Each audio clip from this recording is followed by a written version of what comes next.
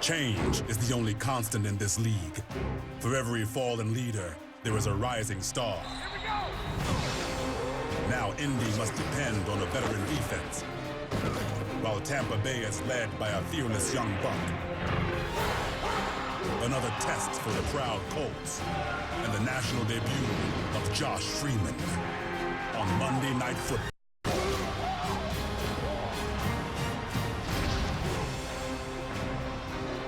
For the first time in 8 years, Monday Night Football from Tampa, Florida.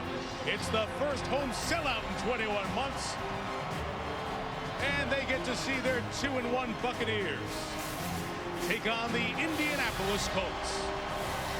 We're going to go with the Monday Night Football launch, engineered by GMC. With tonight's game, we bring the first quarter of the 2011 season to a close. Hi, everyone. Mike Tirico.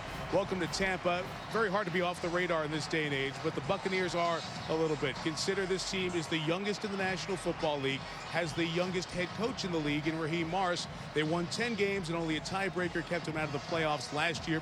This year off to a good start, 2-1 in this stadium last week. Good win over Atlanta, the division winners from last year. So they're confident they now would like to take this stage to show America that they are for real. Joined by my colleagues, Ron Jaworski and John Gruden. Home game for you, Gruden. Hey, welcome to Tampa. Right. It's about time you guys came down. Well, let's go. Well, we wanted to find a way for you to buy a meal, so we figured we'd come to your town for you to do it. All right, Josh Freeman, this quarterback from Tampa, first primetime game. What's America going to see here tonight? Well, the NFC South is loaded with great quarterbacks. Drew Brees, Matt Ryan, Cam Newton. But the Tampa Bay Bucs have their own rising star in Josh Freeman. He's the face of the franchise. He's their undisputed team leader, and he's 6'6", 265 pounds. Those measurables are accurate. He's a monster playing the quarterback position. He's calm. He's cool under pressure. He's brought the Bucs back 8 times to win when they've been trailing in the fourth quarter. And for a big guy, he has rare athletic ability. He can really create plays with his feet. He's fun to watch. I can't wait to see him on this stage. The young man is only 23 years old. This was supposed to be the young guy against the established star, the future Hall of Famer. But maybe, guys, we're finding out how valuable the 4-time MVP Peyton Manning was. He was just in the booth visiting with us for a few minutes. Peyton, you know his neck surgery story. He's out. They brought in Kerry Collins. He started the first 3, not effective, and suffered a concussion last week. So tonight, it's Curtis Painter's turn. Painter's been a Colt for 3 years. He's 26 years old. He gets his first start in the National Football League tonight. So, Jaws, when you have a quarterback making his first start, that means you better rely on your defense. And what a pair of bookends the Colts have to rely on. Mike, you're absolutely right. Make no mistake about it. The Colts defense is built on speed and quickness. And no two players exemplify that philosophy more than Dwight Freeney and Robert Mathis. They know how to get after the quarterback. They may be the best combination defensive end package in the NFL. They play run on the way to the quarterback, and they kept the Colts in the game last week against the Steelers with the sacks and the strip sacks. But tonight, it's a different animal. They go up against Josh Freeman. He's big, he's strong, mobile, moves in the pocket. They've got to get pressure on him and contain him, or he'll make big plays outside the pocket. Maybe they'll get a big play on him, one of their daily doubles. We've seen it a bunch as we go into the Verizon Red Zone. The daily double for a defensive end, the sack and fumble. Jason Taylor, among active players, has done it the most, 38 times. He's been in the league 15 years. Mathis and Freeney have been at it a lot fewer years and almost as much success as Taylor. If they do it, anything else that happens, you're going to see it in high definition. Our broadcast presented in HD by Verizon. Back in Tampa in 30 seconds.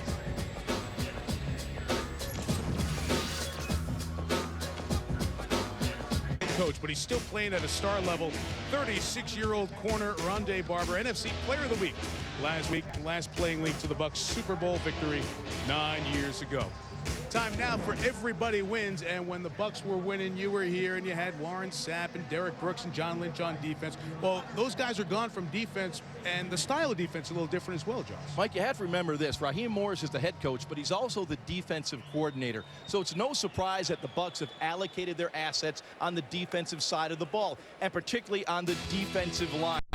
In the draft in 2010, they went for interior linemen, defensive tackles, Gerald McCoy and Brian Price. Maybe they'll find one of those Warren Sapps among these two guys. And in this year's draft, they went to the edges of the defensive line and took defensive end Adrian Claiborne and Daquan Bowers. This defense is all about putting pressure on the quarterback. That's the philosophy, and what they want to do is get the ball back for Josh Freeman. And that quarterback, Curtis Painter, tonight, we mentioned his first start. So what's the approach for Indy tonight offensively? Well, I got news for you. Peyton Manning's not walking through that door anytime soon. So I really think offensive coordinator Clyde Christensen has put together a game plan that will accentuate what Curtis Painter does well. So when the Colts throw the football tonight, every pass will be a pass that Painter likes and a pass that Painter totally understands. They want to get him in rhythm. He's athletic, and he does have a cannon to throw the ball accurately. I also think Indianapolis needs to heat up their running game. Joseph Adai's got capable back that can really carry the ball a lot, and they have a lot of great skilled players, Reggie Wayne being one of them, 7 straight 1,000-yard seasons.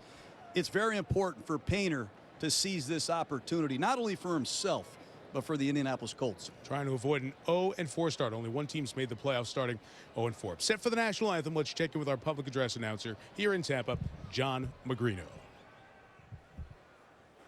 Ladies and gentlemen, at this time, would you all please rise and remove your hats to honor America as Ken Block and Drew Copeland of Sister Hazel perform our national anthem.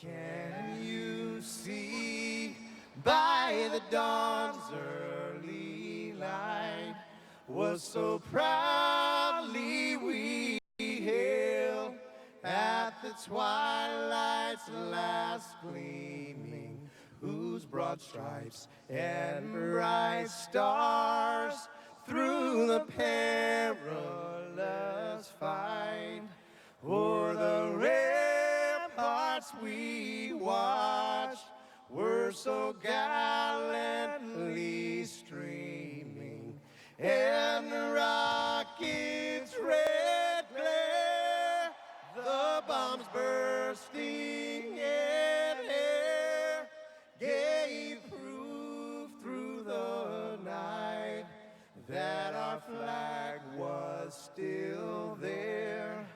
Oh, say does that star-spangled banner yet wave o'er the land of the free and the home of the brave?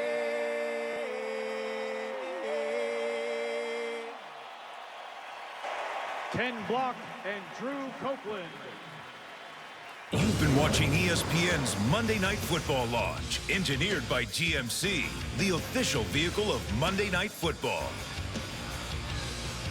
Special night in Tampa sports. The Rays are playing the Texas Rangers Game 3 of the American League Division Series. That happening just over 20 miles from here in St. Petersburg. And the Buccaneers taking on the Colts on Monday Night Football. It'll be Indianapolis's offense on the field first, going up against Rondé Barber and the Bucs defense. The Colts won the toss and will receive. Michael Kanan, who went to college at Western Washington, which no longer has a football program, came over from Atlanta, has done a great job with the kickoffs for the Buccaneers so far. And Joe Lefege from Rutgers back deep to receive. Bucs trying to join the Saints atop the South at 3-1. Colts trying to avoid the 0-4 start. Monday Night Football back in Tampa Bay. And off we go from Raymond James. No return, and the drive will start at the 20-yard line. Return, Curtis Painter. Welcome to your first start in a National Football League. 6th round pick in 2009, his 3rd year in the league. Well, 3rd year in this system. Very strong arm. Look for the no-huddle offense tonight, the trademark of the Indianapolis Colts. They need early success. Indianapolis has not scored an offensive touchdown in the first half. That would really help a young quarterback.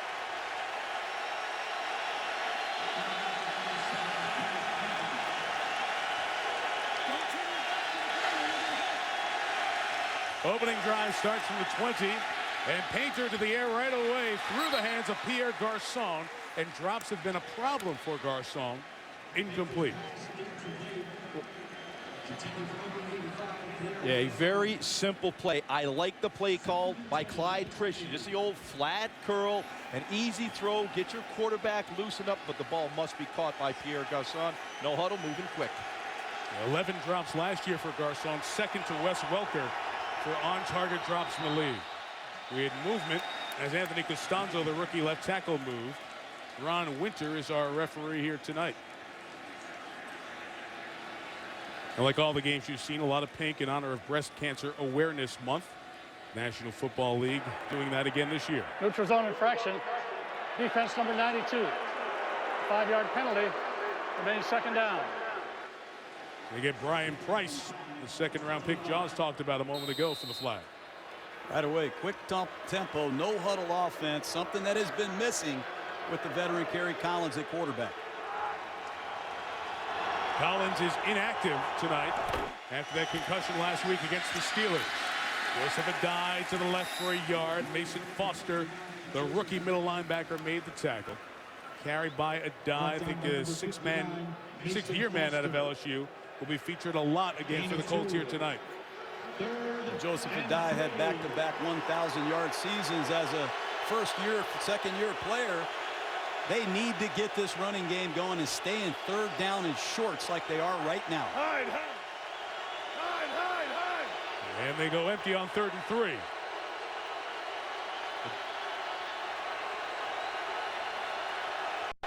Adai covered by a linebacker at the top of the screen. Painter goes to the middle, caught by Dallas Clark, guarded by Rondé Barber, and it's a first down for Indianapolis.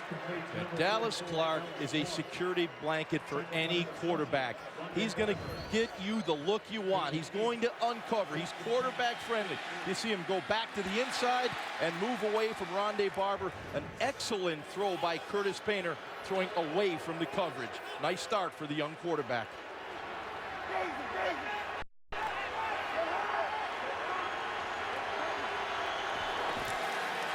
And the run with Adai. Got a good block to get free to the outside and get to the 41-yard line. So 8 for Adai before Geno Hayes brings him down. And Reggie Wayne does a lot of good things for the Indianapolis Colts. And one of them is blocking. That time he did an excellent job blocking the support that freed Adai. Outstanding football player. That's Clyde Christensen. He is the offensive coordinator for Indianapolis. And the familiarity with the system with Painter allows them to come back to this no huddle, which has been missing from the equation in the first 3 games. Adai coming to the right. Not going to get back to the line of scrimmage. Aqib Talib came from the corner and brought the pressure with Michael Bennett. An outstanding job by Aqib Talib. Adai wanted to bounce that to the outside. Pierre Garçon did not get the block. One thing about Aqib Talib, he'll get in there and make the hit in the running game. You guys like the no-huddle look from the Colts to try to bring back what we've seen from them over the years? I definitely do. Plus, it takes the sting out of the crowd early in football games. And I like being in 3rd and short with a young quarterback. Second time they've had 3rd and 3. And the throw is caught for the first down, just shy of midfield with Reggie Wayne. Remember, guys, Reggie Wayne was very vocal about not giving Painter the chance and bringing in Kerry Collins. And this was part of the reason Reggie was vocal. He said, Curtis Painter knows this offense. He may not have the experience, but he allows us to be what we've been over the years with Peyton, at least in scheme and approach. Yeah, what you see is that quick 3-step drop, get the ball out and throw it accurately. The rookie from Syracuse, 4th-round pick DeLon Carter, is the running back next to Painter. From midfield, a first down throw, and there goes Dallas Clark.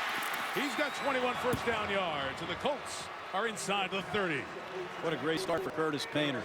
Mixing the running game with high percentage throws. That time, Dallas Clark just runs a flat route right into the flat. And watch Sean Jones, number 26, in coverage. I think he just took his eyes off Dallas for an instant. He got outflanked, and Dallas Clark gets the corner. Good start for Clark. Yeah, John, let's watch Dallas. He was grimacing coming back to the line of scrimmage.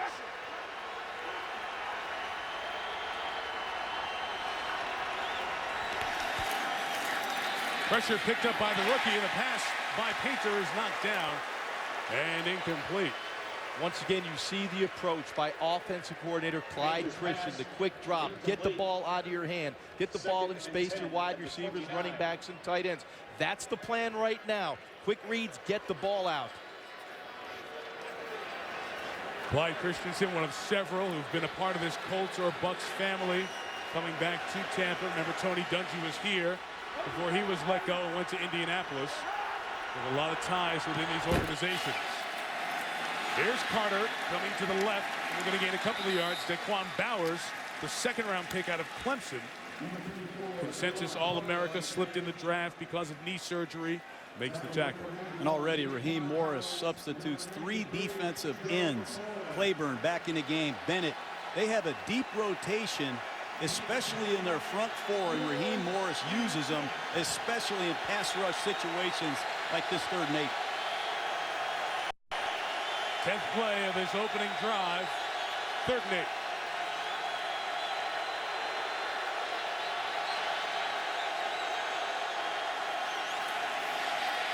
Painter protected well, throws for Wayne, incomplete.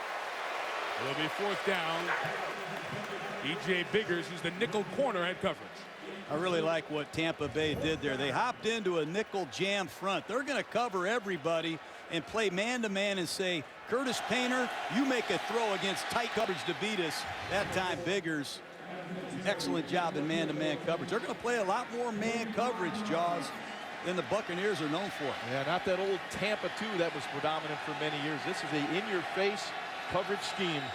One of the best clutch kickers in the history of the NFL, Adam Vinatieri, knocks one through from the 45-yard field goal.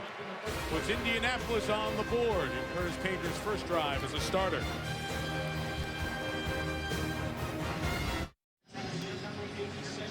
Play drive engineered by Curtis Painter. Jaws, you like what you saw in the approach? Yeah, I absolutely love the play calling. You know, you want to keep this offense on schedule. The last thing you want to do with a young, inexperienced quarterback is get him into those known passing situations.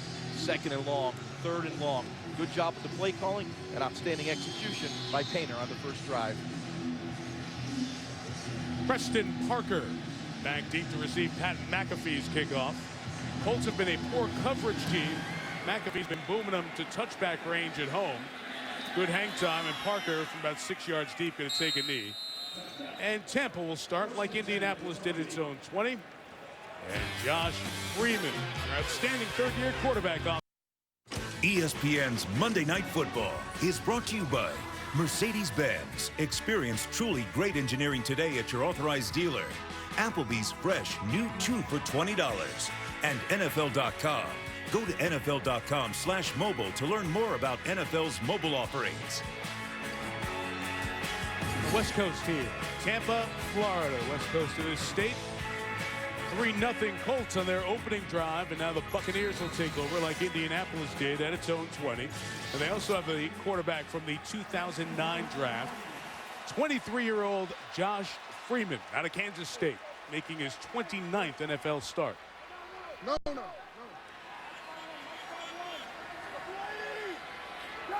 LeGarrette Blount is his running back, and Blount runs to the left for about 2 yards.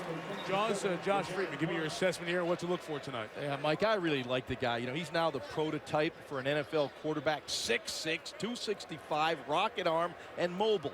And Freeman is also a very intelligent quarterback. He orchestrates much of this Bucs offense at the line of scrimmage. A very impressive young man in his 3rd year. They bring Eric Lorig in at fullback. They send Blount off to the right. And LeGarrette, shy of 25, will be 3rd and 6 for this Tampa offense. Blount, not the every down back. We'll see Ernest Graham on a lot of 3rd downs. A couple of 2nd-year receivers in Mike Williams and Aurelius Benton. Kellen Winslow now 8th year in the league, the son of the Hall of Famer. This is the most experienced part of this team up front. 2 6th-year tackles in Donald Penn and Jeremy Trueblood, who have to deal with Freeney and Mathis tonight. And they will certainly get help at different times. Graham's the back. It's 3rd and 6. And Freeman's throw over the middle is too high and incomplete, and it's 3 and out for Tampa out of the gate.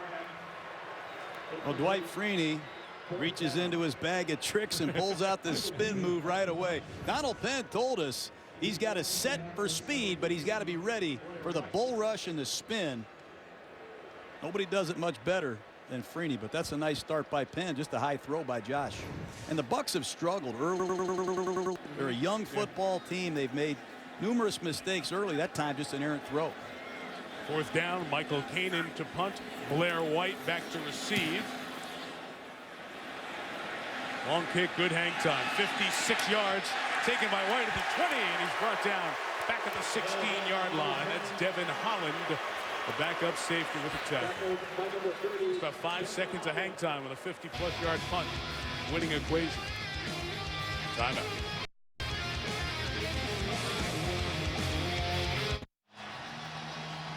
Oh, there is Peyton Manning, now missing his 4th game this season, still not on injured reserve. He's up there listening to the play calls. That phone in front of him is just for Curtis Painter to call up to Peyton. Peyton's not going to call down to fill his mind. Kerry Collins started the first 3 games, suffered a concussion, feeling a little bit better, but inactive. So Painter starts at least for tonight. And we'll see after that. A die up the middle with a run for about 4 yards here on first down. See 79 there getting up off the pile for the Colts. That is Ben Ajalana. He's their 2nd-round pick out of Villanova. He's in right now left tackle because Anthony Costanzo injured his ankle on that last drive. That's one reason why Indianapolis has 2 backs. Look at this, man. A fullback playing for the Indianapolis Colts. 2 tight ends. They're not going to put that young left tackle at risk here. Wow, you never saw much of this from the Colts.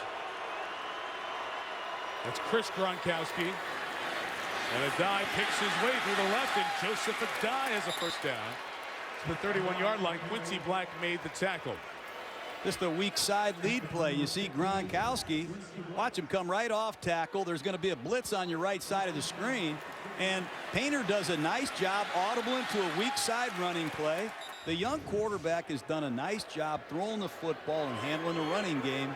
Big first down when you're backed up.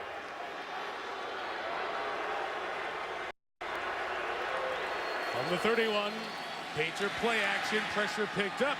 His throw is through the hands of Pierre Garçon and incomplete. We'll just get to the Colts offense here after the incompletion. Got a lot of familiar names out there still. Adai, Wayne, Garçon, Colley, and Dallas Clark. We mentioned Costanzo was injured on that first drive. Also up front, if Reeds, Jeff Saturday is kind of keeping this group together year 13 with injuries around and new faces and a different quarterback. He had Peyton Manning for so many years. Jeff's so valuable to this Indianapolis team, especially now.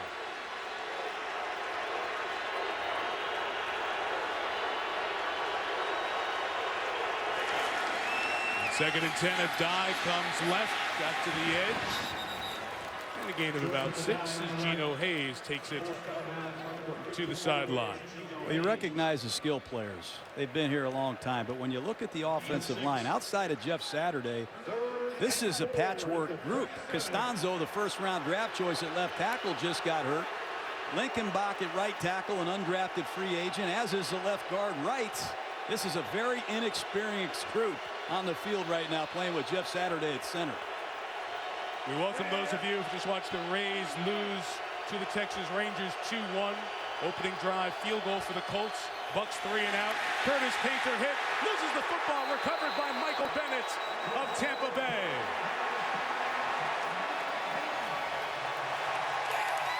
Well, you have to communicate the protection and make sure everybody gets it. You're going to see pressure up the middle, and the line is going to slide this way, and the back, Joseph Adai, has to come across and get this block, but it wasn't communicated. Adai misses the block. Impact turnover by the Tampa Bay Buccaneers. They are going to challenge not only the young quarterback, but this young, inexperienced, beat-up Colt offensive line. John, real simple. Joseph Adai has to make that block. It's a quick drop. It looked like it was communicated. He just whiffed on it. The undrafted Bennett, who had his first fumble recovery of his 3-year career last week against Atlanta, gets his second here.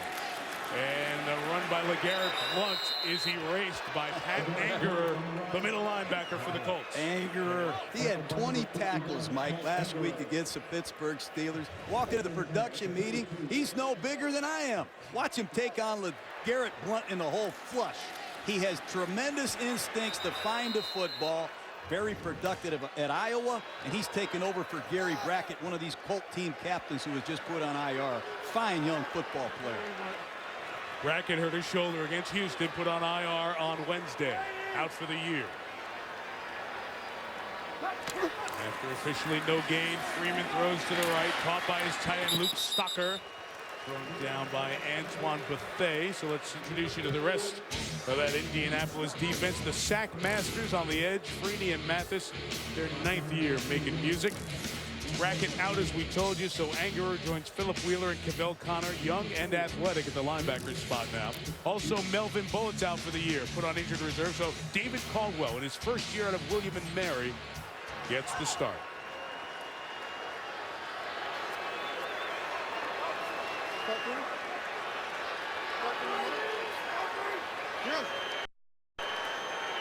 Here come Freeney and Mathis on 3rd and 6 as Freeman throws right, and it's going to be ruled incomplete. Mike Williams, the second-year receiver, could not contain it. Ruled incomplete. It'll be 4th down. Nice job by the Tampa offensive line, picking up the blitz, pressure on Josh Freeman, but Williams on the O-cut. Good route. Got to come up with that catch. Pretty simple as that. Ruck around the coverage, but that's on your hands. You got to snag that one. That's disappointing by the Buck offense. They have really struggled. 31st in pro football in the red zone. Nice get off by the Colts. Got to make that play.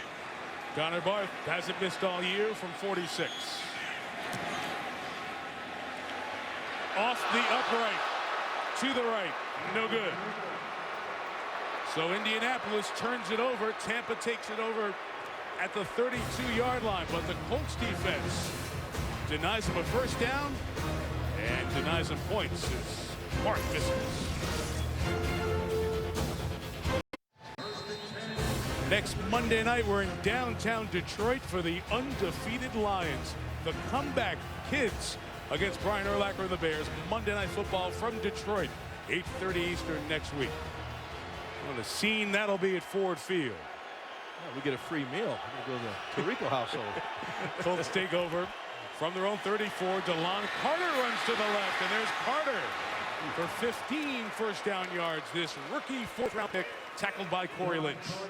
There's a zone stretch play to the left side, and watch Gerald McCoy, the young Buccaneer defensive tackle, get penetration, but they have the right play call. They don't have the inside zone. They have the outside zone call. DeLon Carter, for a young guy out of Syracuse as a rookie, he's come in here, beat out Donald Brown, played well.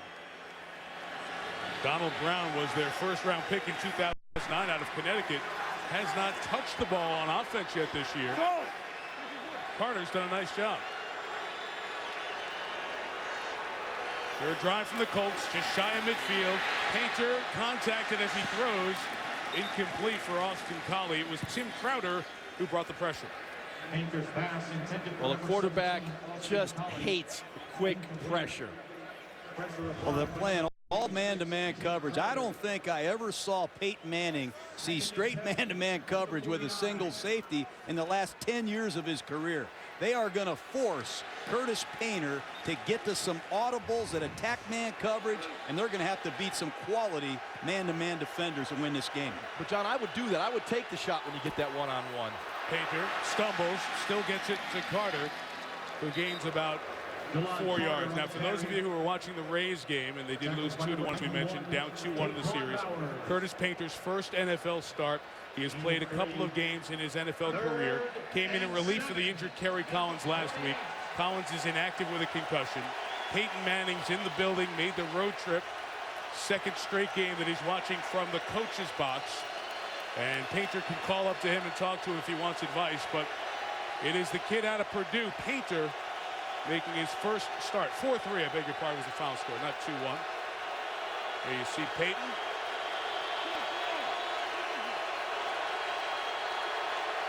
Donald Brown the back, a lot of movement up front, and it causes a flag.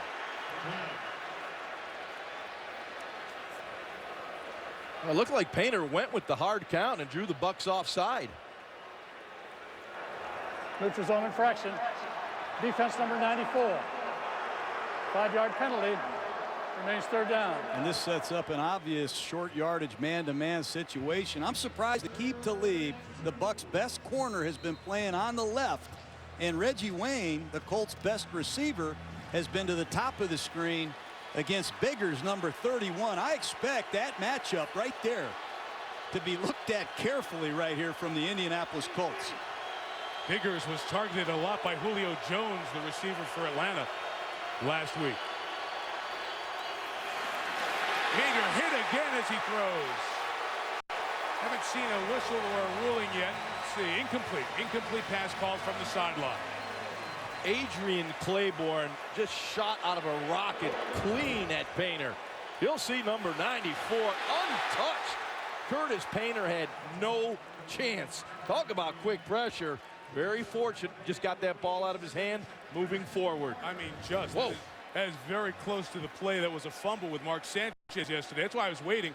And Ron Winter, the referee, didn't move a muscle. He's just standing there watching the play.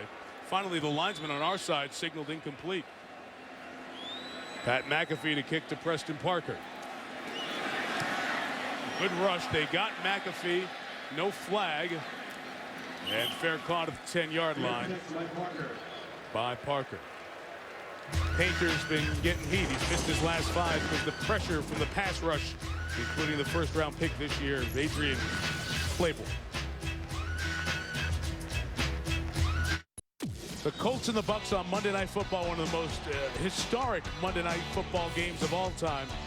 From down 21 with 5:09 left, Peyton Manning leading a comeback against John's Buccaneers, eventually capped off after a penalty by a Mike Vanderjagt doink off the upright and in field goal to give the Colts a 38-35 win. And who would have guessed 8 years later, you two guys are 2 booths away. Peyton's over there and you're over here. That's good. They need to keep him locked up. I'll tell you what. Don't we have any more highlights of you getting sacked? Why do you got to show that? I'd like that one. Finally, we got some Peyton Manning shots being humbled. Have you talked to Peyton at all about that game over the years? Do we talk? We talk twice a year about that. And on the Christmas card, I'm well thought of. It was a star comeback. I went to bed. So did most of America. First team in NFL history to rally from down 21 in the final 4 minutes of a game to win. Indianapolis on that night. LeGarrette Blount, 13 yards, first down. Now, LeGarrette Blount is a tempo setter. He can shorten the game. You can hand him the ball repeatedly, and he will pound you. He can shorten the game or shorten your neck. He runs low to the ground. He's powerful. He's elusive. And I really think Indianapolis has to continue to jump into some of these 8-man fronts to have a chance to stop this big back. Freeman, ball handling issues, lucky to get it back, but finds Kellen Winslow. He hurdles a would-be tackler and dives near the first down mark. Well, it's just LeGarrette Blount. No disrespect to anybody else, but when you fake the ball to LeGarrette Blount, everybody's coming to the party, and there's going to be nobody left for Kellen Winslow. And you commit too many defenders, Kellen Winslow will hurt you on these naked bootlegs, and the Buccaneers do a great job marrying these running plays with these bootlegs. Very lucky that ball bounced back to his hands, and it didn't turn into a Jamal Anderson touchdown the other way. Now they give to Blount, carries Angerer right to the first down line at the 33-yard line. Let's see if we have an official coming in from the side with a flag. Holding. Offense number 82. A 10-yard penalty. It remains second down. Kellen Winslow. Well, it seems just about every first quarter, for whatever reason, this Buccaneer offense, I know they have a lot of young players. They make too many penalties, too many mistakes early in football games. You can't do that and be a dominant championship team, Jaws. Yeah, and John, what we just saw now, Dwight Freeney and Robert Mathis back on the field. They were not on the field to start that drive, and the Bucs actually took a shot. They were going for the big play, but Freeney and Mathis now back. 2nd and 13. Freeman throwing the screen. Tight end Luke Stocker's got it. Only going to get out to the 25-yard line. Philip Wheeler made the tackle. Yeah, last week when I was checking out the tape of that Steelers game, when the Steelers saw that Dwight Freeney was not on the field, nor Mathis, what they did was they changed up. They went to a play, their shot play, the big plays, because you're not going to get the pass rush pressure. Roethlisberger was going to get time to let the play develop deep down the field. That's what teams do now. When Mathis and Freeney are off the field, offenses and the offensive play caller here, Greg Olson, will go for their shot plays. Out here now, 3rd and 8, putting the pressure on. Greg Lumpkin's got it. A missed tackle gets him a first down at the 34-yard line. Tampa 2 coverage. It's famous. It started right here, men, in Tampa, Florida. That time, the Colts play it. And you have to be able to tackle and get off the field if you're an outside linebacker or a corner. The outside backer and the corner have to key the quarterback, break on the ball, and make this tackle an inexcusable error. The Indianapolis Colts are last in pro football on 3rd down. Philip Wheeler, the one who missed, and there are the two guys you talked about, Jaws. Freeney and Mathis off the field. So let's see if Tampa can take a shot. Reverse with Mike Williams. They need to take a shot. Yell down there, throw the ball deep, take a 7-step drop. Freeney and Mathis are not on the field. Throw the football while they're resting. So who has to do this? Is it upstairs in the coach's box? Do you have to tell the guys on the sideline, tell Freeney his headset to check to that play? Absolutely. That's what coaches are paid to do. And I know Greg Olson is thinking the same way. Don't be surprised if there's not a shot play right here or a long developing pattern to take advantage of Brayton and Anderson playing defensive end. It begs the second question, why take them both off the field at the same time? Pump and goes, covered downfield. Freeman ad-libs and completes on the sideline. It really is Ben. Inside the 20, inside the 10, and all the way home. Touchdown, Tampa. Wait a minute. Wait a minute, we have an official coming back on the far side. We have a flag that's out of bounds on the opposite side of the white stripe in the Colts bench area. I wonder if Ben was out of bounds and became the first person to come in and touch it. Illegal touching on the forward pass. Number 17 stepped out of bounds. Came back in, was first to touch the ball. A 5-yard penalty. Repeat 2nd down. It nullifies what would have been a 62-yard touchdown. If you go out of bounds, you cannot be the first one to touch it.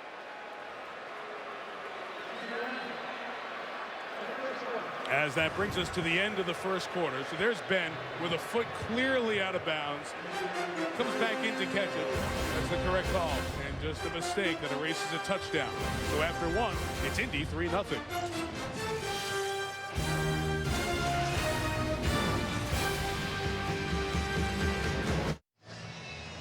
Quarter number 2 here in Tampa. Mike Tirico, John Gruden, Ron Jaworski, Wendy Nix. It's 3-0 Colts.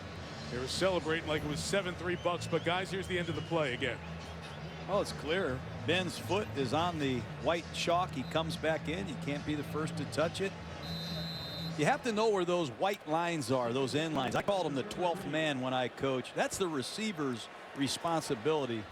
Too bad. It was a great play by Freeman and Ben. A little bit of the confusion. The official who did, he threw a beanbag, didn't throw his hat off, and now they're going to challenge that play from the Tampa sideline.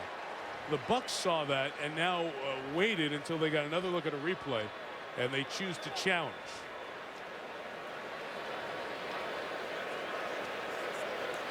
Challenge flag thrown by Raheem Morris. Go back over there.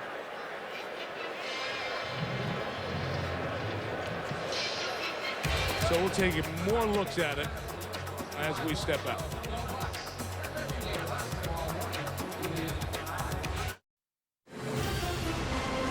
ESPN's Monday Night Football is brought to you by GMC. Enter the Never Say Never sweepstakes for a chance to win a GMC Sierra Denali at gmc.com/NFL. The Droid Bionic, made from machines to rule all machines, only at Verizon. And ESPNshop.com, where you can get all of your official NFL sideline gear. From Tampa, tonight's aerial coverage brought to you by DirecTV. Challenge of a scoring play that was nullified by a penalty. So that's why it doesn't go automatically to replay.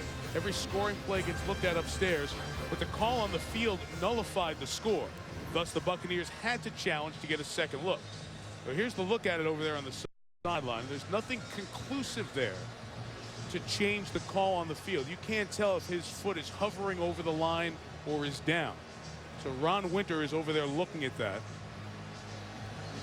And you can take two angles and piece the evidence together. Here's one last look on a freeze.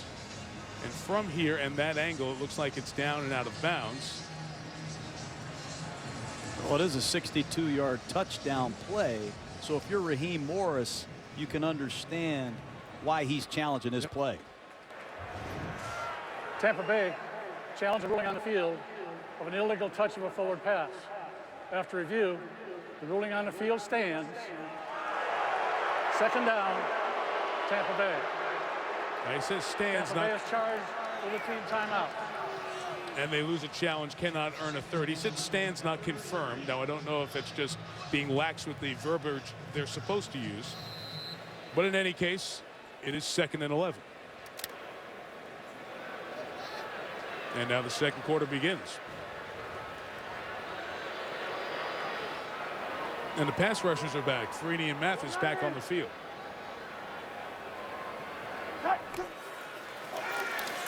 Freeman throws, complete to Kellen Winslow. He'll get it over the 40 to the 42-yard line. Third and manageable coming up. Son of the Hall of Famer. Remember all of his time in Cleveland. He was a top 10 overall pick in the draft, but spent many injury-filled seasons after that motorcycle accident that he had in 2005. But he's come here to Tampa, 77 and 66 reception seasons. And has a dozen catches coming into tonight. Freeney and Mathis are not in the game. Another shot opportunity for Freeman. This is 3rd and 2. Freeman escapes and he throws incomplete. As Terrence Johnson had the coverage. And it's kind of interesting when Freeney and Mathis are on the field. The opposing quarterback usually gets time to survey the field and find someone. That time Freeman moved his left but made an inaccurate throw. This young man that is about to punt the football puts on some orbital displays. There's a very good chance there will be no return. Kanan can hammer it. First one was 57. Great hang time to pin him inside the 20. Fair caught by Blair White at the 15. That was 5.0 on the hang time. So the Colts will take over at their own 16-yard line. I think it's time for Indianapolis to make some adjustments on their offensive line. I know they've got some young players. They just lost their left tackle, but Tampa Bay repeatedly is blitzing the Colts. And in the last 2 possessions, they've made 2 critical errors, not accounting for outstanding rushers. So the Colts must expect pressure, and they must deal with it. Yeah, the Bucs have gone to in the past series, a 5-down line. They tried to cover up each offensive lineman, force them to go one-on-one, and the Bucs were successful.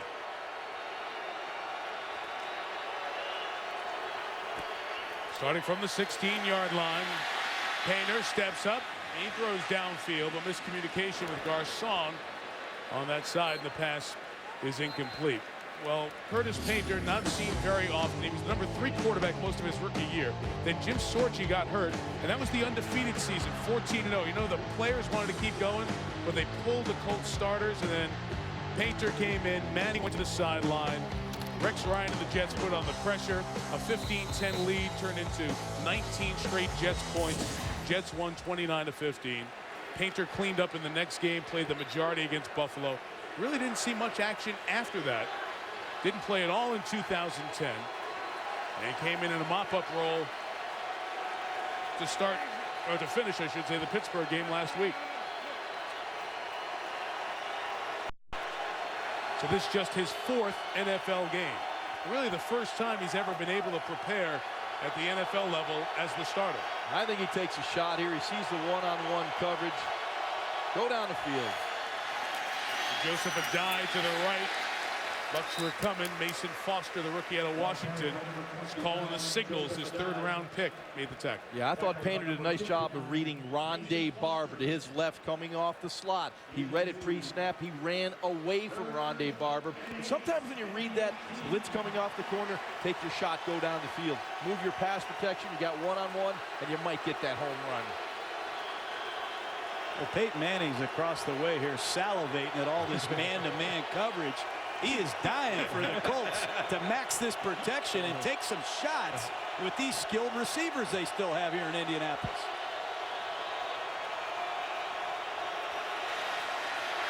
Painter gets rid of it. It's incomplete.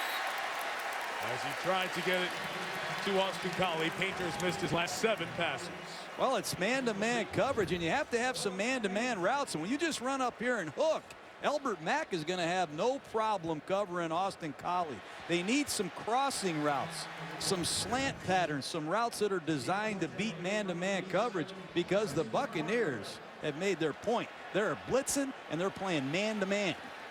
And Painter's 0 for 6 versus the blitz. It's been effective. Big kick by McAfee. 59 yards. Preston Parker from 23. Drops 4 more, but a marker comes down on the Stevie Brown tackle.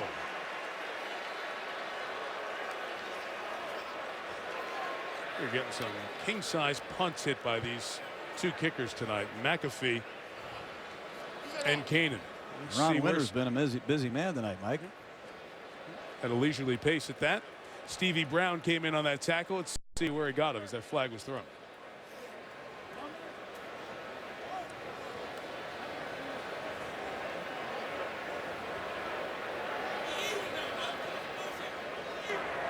Personal foul. Illegal horse collar tackle. Defense. 15-yard penalty. First down. The man who made the tackle was 28. Stevie Brown down there. You can't go on the inside of the player's shoulder pads, even if it's not from the back, from the side. They called that one.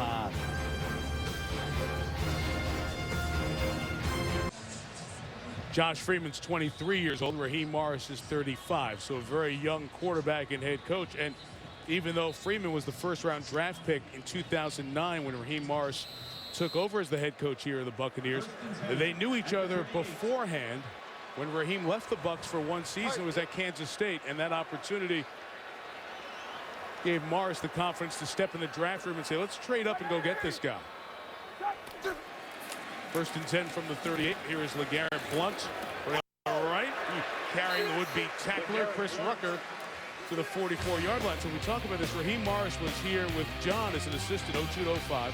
Went to Kansas State in 06. Josh Freeman was the young quarterback, had great success. So when Morris comes in 2009, they bump up in the draft, go get Freeman. And Raheem says, I knew the kid. I saw him play against some high-caliber Big 12 competition.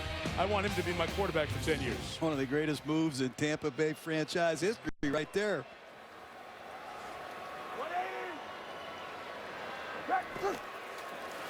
For the 44, here's Freeman. That pass caught by Mike Williams into Colts territory at the other 44-yard line. Gain of a dozen. Well, it's just a hitch route. A 3-step drop by Freeman. Young Rucker playing, or excuse me, 23 is at corner. Just a hitch route. Nice job after the catch by Mike Williams. An outstanding young receiver. They need to get going again, and that's a great way to do it. Off coverage. Nice high percentage throw. Nice job after the catch against Terrence Johnson. Yeah, Terrence Johnson out there. Boy, he gave him a big cushion. Take advantage of it. Play pass chased by Freeney. Throw to Winslow. Complete. Wheeler on the tackle along with Gerard Powers. This is what Josh Freeman does very well. He gets to the edge of the defense. He makes them commit. He can run with the football. He can throw from different platforms when he's outside. You see him back here running to his left, sets his feet, and delivers a strike to Winslow. Not easy to do, folks, but Josh Freeman is the complete package. He can make every throw from every angle.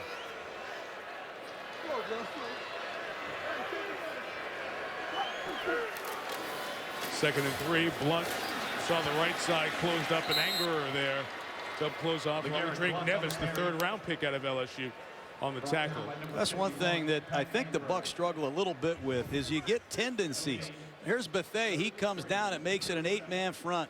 The play will start to the left. It'll come back to the right. But LeGarrette Blount is in the game to carry the ball. And if he's in the game in a passing play, usually it's a naked bootleg. Blount has only 6 career catches and over 250 career rushes. That's a strange distribution. Rookie Chris Rucker at the bottom of the screen following Desmond Briscoe in motion. Rucker playing a lot of corner here tonight. Pass complete to Ernest Graham. Drops it, now ruled incomplete.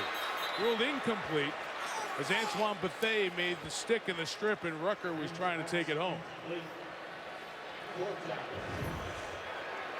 Catch, the turn upfield by Graham.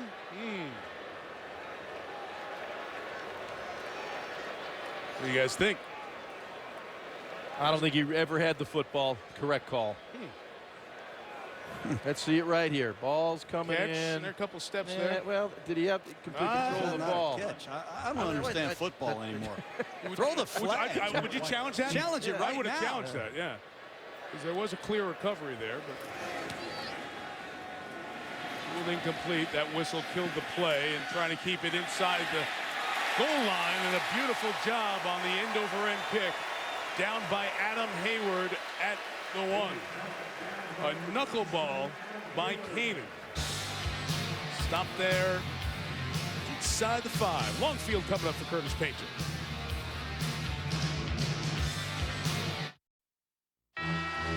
Such a heartbreaking bit of news in September when we found out Leroy Selman passed away. Great at Oklahoma, then really the original Buck, first ever picked by Tampa Bay. 1979, that year that the bad Bucs became playoff team. He was the NFL Defensive Player of the Year, Pro Football Hall of Famer. Stroke at his Florida home, 56 years old, passed away on September 2nd. His number is retired. He's remembered by this organization. He did so much in his playing career and beyond. He was around the Bucs a lot, started the football program at the University of South Florida here in Tampa as their athletic director. What a great guy, John, who you got to know very well. Yeah, and a great friend to a lot of people in this community. Hard to replace men like Leroy Selman. Ball was first touched at the 2. 98 yards for Painter. Turn and give to Adai. Look out. Gets it out of the goal line, past the goal line, out of the end zone, but loses a yard. Well, what you try to do is just move the ball forward. You got to win the line of scrimmage. The Colts do not. You can see their offensive line is pushed back into the end zone. Adai did a great job just getting out of the end zone to avoid the safety. This is a tough, physical, young Bucs defensive line.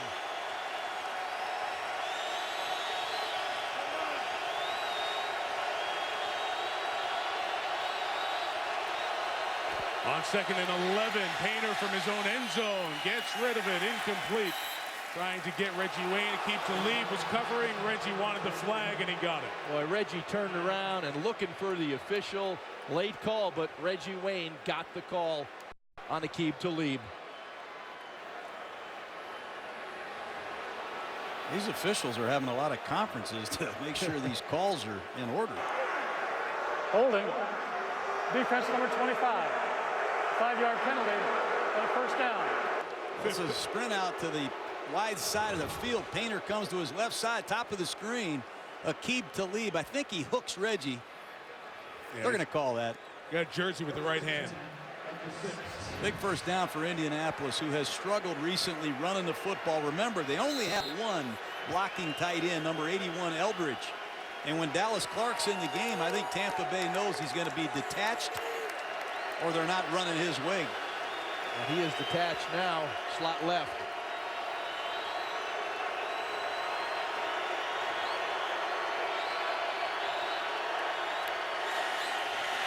Painter gets rid of it quick to Brody Eldridge. Gets the 12-yard line, just his 3rd reception here. You guys in single digits. Eldridge, as we have an injured player here back in the end zone for Tampa. It's Brian Price. Price has had a lot of hamstring problems, missed all the last season. Yeah. That is not a good sign, Mike. He has really come on here and become a physical presence. The big guy coming off the left side of your screen. Let's see what happened to him. Goes to hit Painter there. John, you talked about a lot of hamstring injuries. It's just a painful injury to describe. He had to have both hamstrings reattached to his pelvis in the offseason. And as he tried the rehab process back, even as late as June and early July, he could only run a block. He couldn't get his hamstrings to fire after the reattach. But as the summer went on, he was able to get back to conditioning, to running on the practice field, and had a few splash plays, including a sack last week against Matt Ryan in Atlanta. They check him, 2nd and 3. Painter's throw open is Garcon, and Pierre Garcon down the sideline, inbounds, and all the way for a touchdown. 87 yards. That's a great job by Painter, but Tampa Bay is playing a new coverage I haven't seen much of, and Talib did not get back to that half coverage, or they blow a coverage on the strong side, and the young quarterback makes them pay. I don't know if Talib's supposed to get back to the deep half and they're going to cut underneath Garcon, but they have the perfect play called. He threw it right in the dead zone between the deep half corner and the underneath safety, and Pierre Garcon makes the Buccaneers pay. Well, the one thing you see is the arm strength of Curtis Painter. That ball got on Garcon in a hurry and allowed him not to break stride and take it to the house. Big arm to make that throw. Well, Curtis Painter, well, every scoring play gets reviewed, and I believe they're going to take time to check this. Previous play will be reviewed. So they'll watch Garcon down the sideline on this 87-yard score. So we'll take a peek and look at it. Is it one of the longest pass plays in Colts history? In the timeout, didn't see anything conclusive. Now there's one part where Aqib Talib's body, as it comes down, obscures the view of Pierre Garcon's foot from the end zone angle. So as we look at it here, this is the step in question, and you cannot tell there. Ruling on the field is a touchdown. There's nothing you can see there. Now that view from the end zone off to your right as you look, Talib's body obscures the foot. You get a look from the side here. They try to get it gauged, and I don't know if you could see anything here to overturn it. Ball on the field, a touchdown. Here's Ron Winter. After review, the ruling on the field stands. Touchdown. So Curtis Painter has something that Peyton Manning never did in the regular season. A touchdown pass that long. Manning's long in the regular season game was 86 yards. So that for Painter is an 87-yarder. Hold on, Mike. Hold on. Hey, look, if you play in the Peyton Manning era, if you're a Colt, you're not going to get in the record book if you're a quarterback very often. So Curtis earned that line tonight, 87 yards, 5th longest pass touchdown or play in Colts history.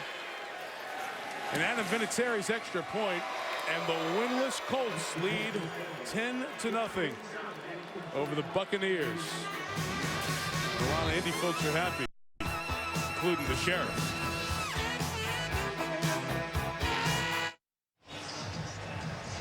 Well, the Buccaneers are the 2-1 team trying to join New Orleans atop the NFC South. The Colts just trying to scratch and claw and get something positive, and it's a very good start as Indianapolis leads 10-0. It's a great start. Curtis Painter missed Garcon last week against the Steelers. Late in the game, he was wide open. Painter threw it over his head. That time he has Garcon wide open, throws a strike. And that's what you want to see. A young quarterback, get some composure, make the plays that are there to be made. That's a big one there. Especially the Colts getting that first offensive touchdown in the first half this year. And halfway back in the end zone, Preston Parker can't get to the 20. We get you to Trey Wingo for SportsCenter right now. All right, Michael, lots of questions about Peyton Manning's health. They're questioning Ben Roethlisberger's health right now after this hit in the loss to the Texans. ESPN's Chris Mortensen saying it's a sprain, but they would not speculate right now about his health for Sunday's game against the Titans. The Rangers beat the Rays 4-3 to take a 2-1 lead in the LDS. Colby Lewis gets the win. It means Matt Harris can try and close out the Rays tomorrow night. It's 2-2 between the Yankees and the Tigers, Mike. Okay, Trey, thank you. What a great 24 hours it is here in Tampa sports, an area much maligned for not supporting its teams. The Rays, with both of their playoff games sold out, and the first sellout since the end of the 09 regular season here for the Buccaneers. They've got to get their offense cranked up right now. They have shown nothing so far.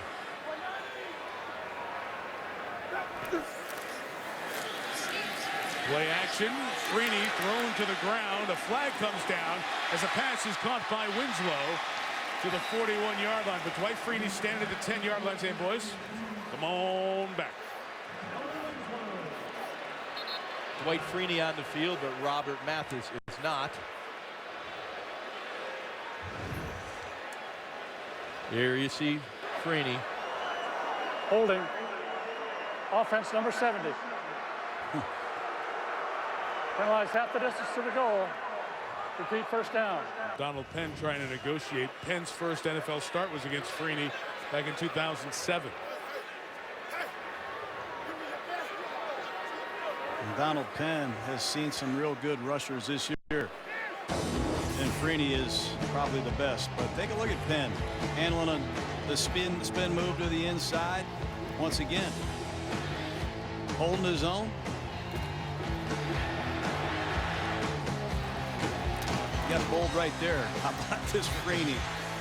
You can have a couple good snaps against Dwight, but you can have some bad ones. He's that good. Well, this is what this defense is made for, to play with a lead and pass rush. Freeman throws. There's Aurelius Ben. Inbounds, holding on into Colts territory at the 46-yard line. Well, there are very few quarterbacks in this league that could rifle that throw in there like Josh Freeman did. This is that throw that you must have touch on the throw, but still stick it in there. You see Freeman right here. Just snaps this ball off. You see the seam. Takes Aurelius Ben right into the seam. Throw him open. There's that void in the defense. Sticks it right in. A 43-yard pickup to Ben. Second year, second-round pick out of Illinois. There's LeGarrette Blount. Lowers the shoulder. Pounds through David Caldwell. That's a one-back power play. And Pro Bowl right guard Davin Joseph and Jeremy Trueblood are here to deuce block. That's a double team block at the point of attack. Those two offensive linemen have been pancaking defensive tackles for the last 4 or 5 years. That's why they're here, and that's why they run these gap schemes, these power plays to the right behind Trueblood and Joseph.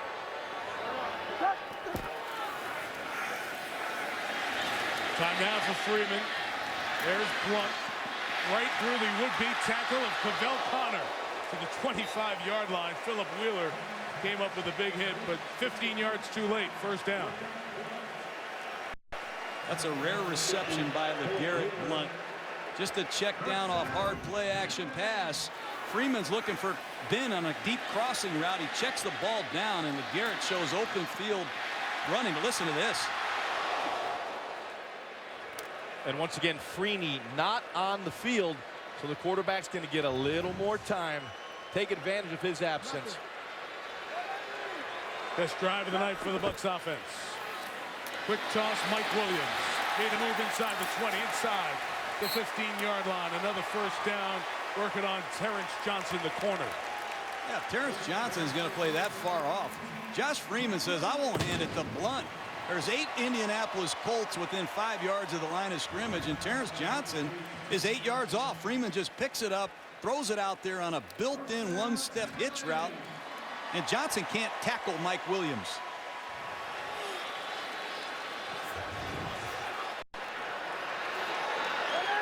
Bucs at 79 yards up until the last 4 plays.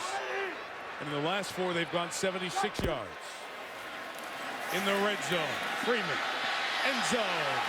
Should have been intercepted. David Caldwell, who's in his first year. He was on the injured reserve list last year, so not a rookie. He replaced Melvin Bullock playing safety, and he dropped an interception. That's an inexcusable force by Freeman. It's 4 verticals are going to be running all go, and just watch how late Freeman is.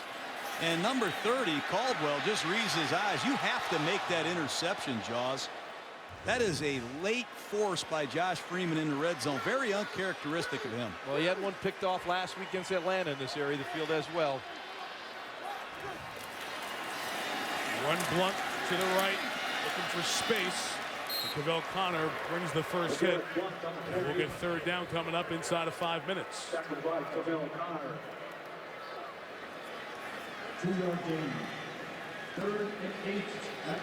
Anything you can put your finger on, Josh, with the red zone struggles in the first 3 weeks for Tampa? You know, I think what happens as a quarterback, you know, you go through a lot of those scripted plays early in games, and that interception was early in the game, and you anticipated coverage because you looked at it all week in practice, and all of a sudden it's different. But on that throw there, Freeman was just late with the throw. He didn't anticipate very well. Freeney and Mathis on the field. Craig Lumpkin to the back. On 3rd and 8, Freeman, crossing route. Preston Parker right to the goal line. And just shy. It'll be 1st and goal, Tampa Bay. That is great play design by Greg Olson. He knew it was going to be Tampa 2 coverage, and Lumpkin came right out of the backfield and timed this block perfectly. Watch him come right out of the block, and he's going right out of the backfield. He's going to get a block right as Parker catches his football. It's a designed catch and block, and that's an excellent job by Lumpkin and Preston Parker, who's come out of nowhere to become a go-to guy on 3rd down for the Bucs. Inside the 1, Eric Lorig is the fullback. LeGarrette Blount the back. Freeman trying to sneak it in. Is in. Touchdown, Tampa Bay.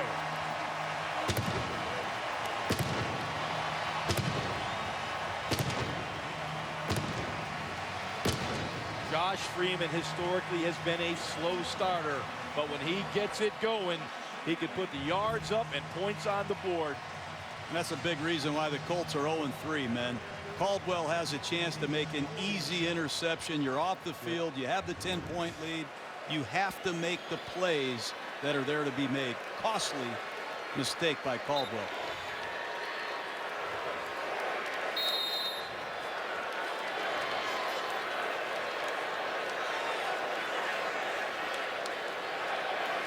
So Connor Barth is on. And it's 10-7. Colts with an 87-yard touchdown. The Bucs respond with an 81-yard touchdown drive. Josh Freeman has 2 career rushing touchdowns in the NFL. 1 last week, 1 this week.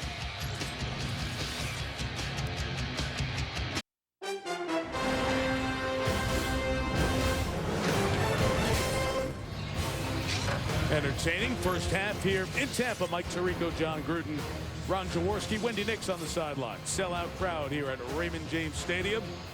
Just watched the face of the franchise, the leader of this Buccaneer team, Josh Freeman, take him back down the field after an 87-yard Pierre Garçon touchdown reception and get the Bucs on the board for the first time tonight.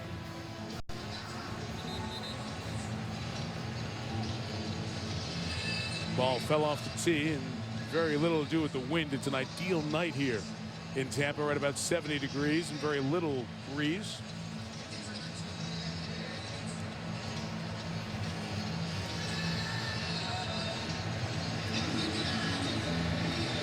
Joe LaFedge out of Rutgers, been the main kickoff return man for the Colts this year. It's one of the line drive that bounces off of Eldridge. So you got to get on it. LaFedge gets it at the 9. And he's going to be shown the sideline at the 17. I go back.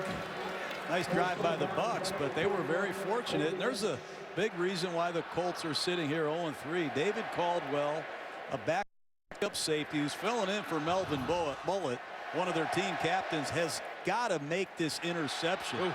It takes 7 points off the board. It keeps you in a 10-point cushion. That's what teams that lose do. They fail to make routine plays. You can see Caldwell still discussing with himself. And you mentioned he's starting for Melvin Bullitt, who went on the injured reserve on Wednesday with his shoulder injury. He's the guy who replaced Bob Sanders, who was so often injured, then went to San Diego. And he's on IR now this year. DeLon Carter, right, loss of a yard. Michael Bennett drags him down. Well, the Buccaneer defense now beginning to heat it up. A little momentum shift from their offense. You'll see number 71, Bennett, just stretch his play out. Does a heck of a job of fighting off Linkenbach and makes the play. Good to see Brian Price injured on that last drive, back on the field, right over Jeff Saturday, 92 for Tampa, back in the lineup.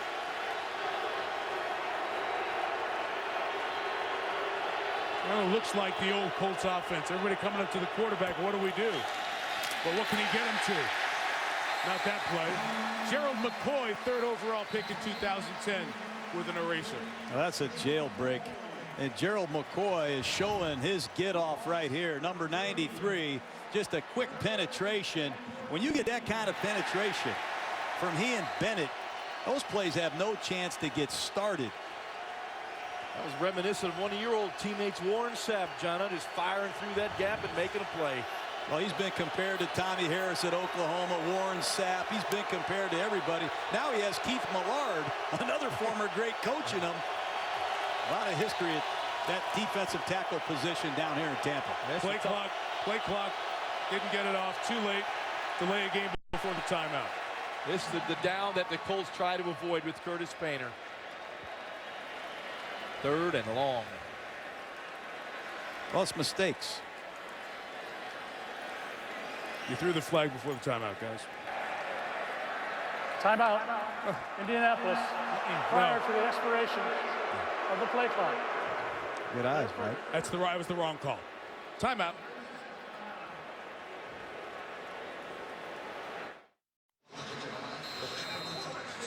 Indy still facing 3rd and long. They get the timeout. It'll be 3rd and 14 with 2:20 left here in the first half, and this sellout crowd supporting the Bucs defense. Keep an eye on rookie Adrian Claiborne, number 94, right here at the bottom of your screen.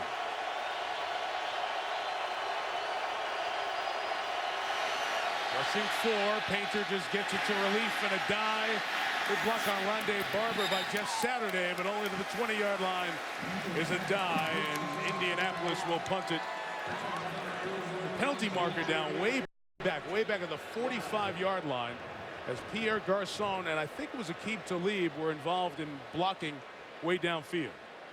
I look like cage fighting, Mike. Yeah. I like the call by Clyde Christensen. 3rd and 13. You know the pressure's going to be coming from that Bucs defense.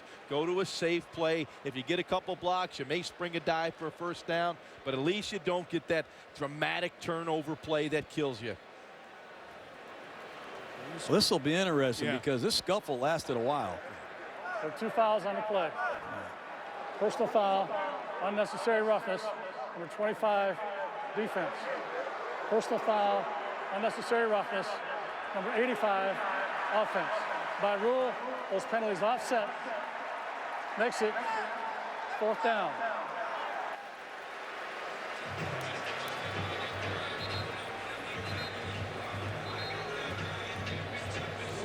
So Indianapolis will kick it away with Pat McAfee as they replace the ball at the 20-yard line. And Tampa Bay prepares for a 2-minute drive. They have 2 timeouts left. Plenty of time to get something before the half. They rewind the clock because the play was stopped inbound, so the Colts can let it go right to the 2-minute warning before they punt it, and they will. 2 minutes left, first half here in Tampa, and Indianapolis leads Josh Freeman's team by 3.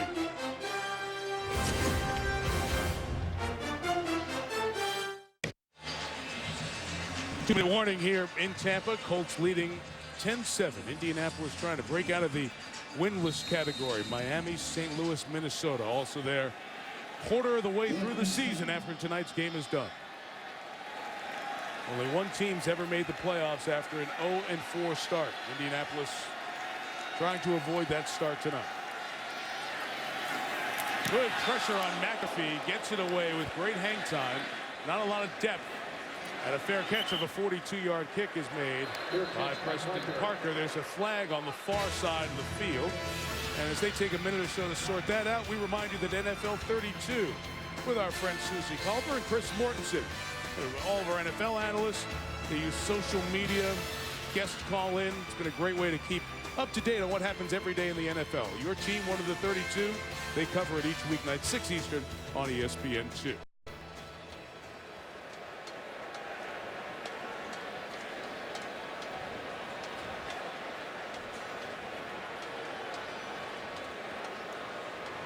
Right. During the kick, the illegal block in the back. Number 23, the receiving team. 10-yard penalty, first down. And a Myron Lewis, a block in the back when there was no return going on as he was carrying it downfield. And there he has a conversation with Raheem Morris, who turned 35 in September, has the youngest roster in the National Football League.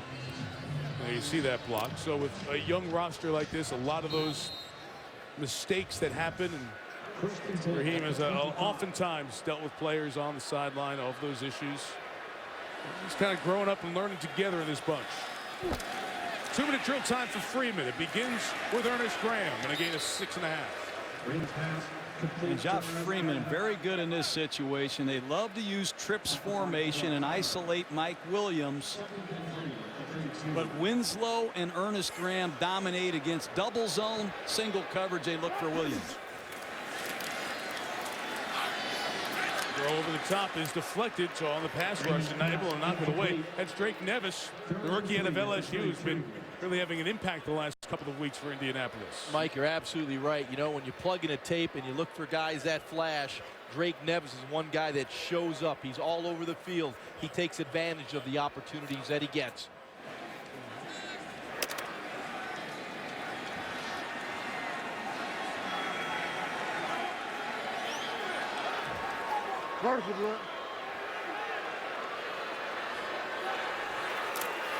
Freeman with a shotgun run with Graham up the middle.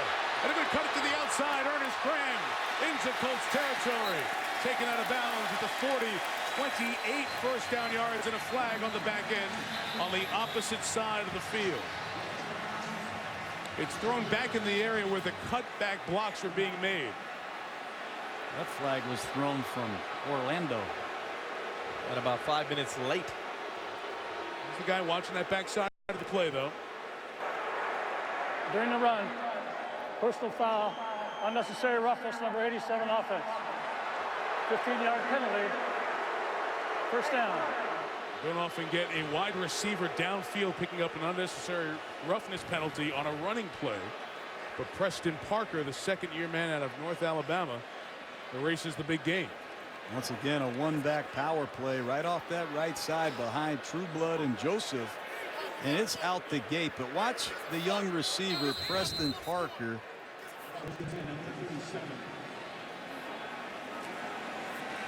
Block on Nevis downfield. Knocks the 295-pounder down. That's pretty good to me. Still the first down gain as it was downfield, so the chains move and Craig Lumpkin gains 9 yards with 1:12 on the turning clock. Josh Freeman, one of those quarterbacks that loves the shotgun, very comfortable, you know, away from center. In fact, coming into this game, 76% complete while in the gun. Second and a yard, Winslow complete to midfield, tackled by Cavell Connor. We have a timeout taken. We have an injury to an Indianapolis player. We have a Colt hurt in Eric Foster. He's in a lot of pain. Oh boy. It was a bad one. Yeah, it really is. Eric Foster's leg got twisted in a very bad way, and they're going to get the cart and the complete medical staff out there to help him.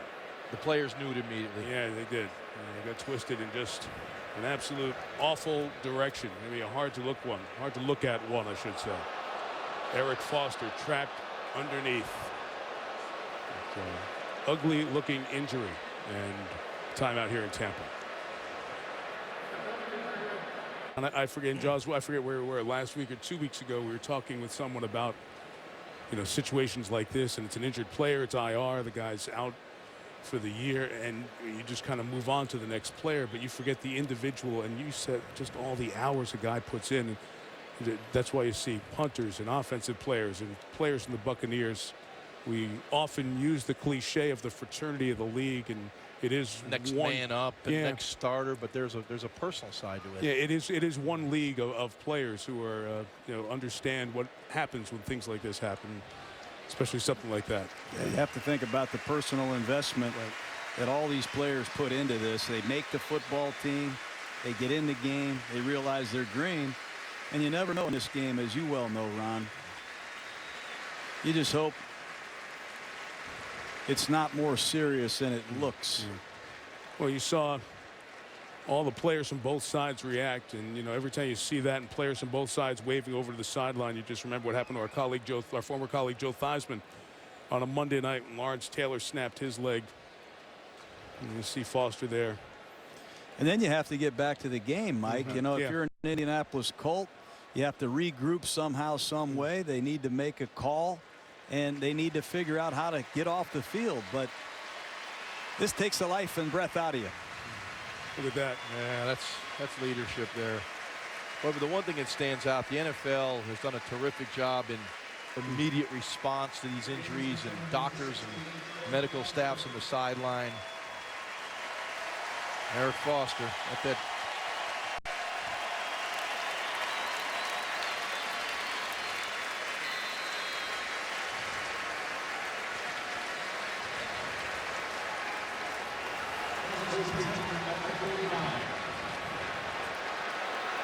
Like you guys were saying, then you go on in the middle of a 2-minute drive.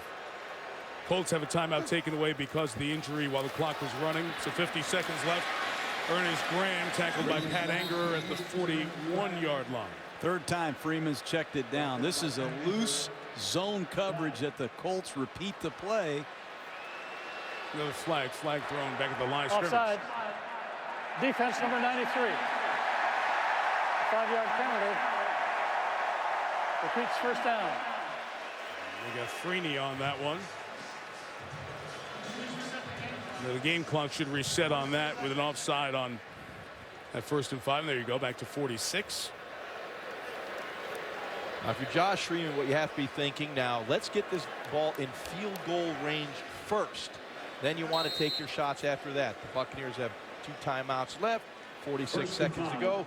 Thinking of getting this ball down around the 35-yard line. Then you can take your shot to the end zones. Connor Barth, 49 yards. His long this season, 54 his career. But Josh, you were on the field before the game. Barth was... He was struggling. Yeah, he was hitting it like a driver all over the map.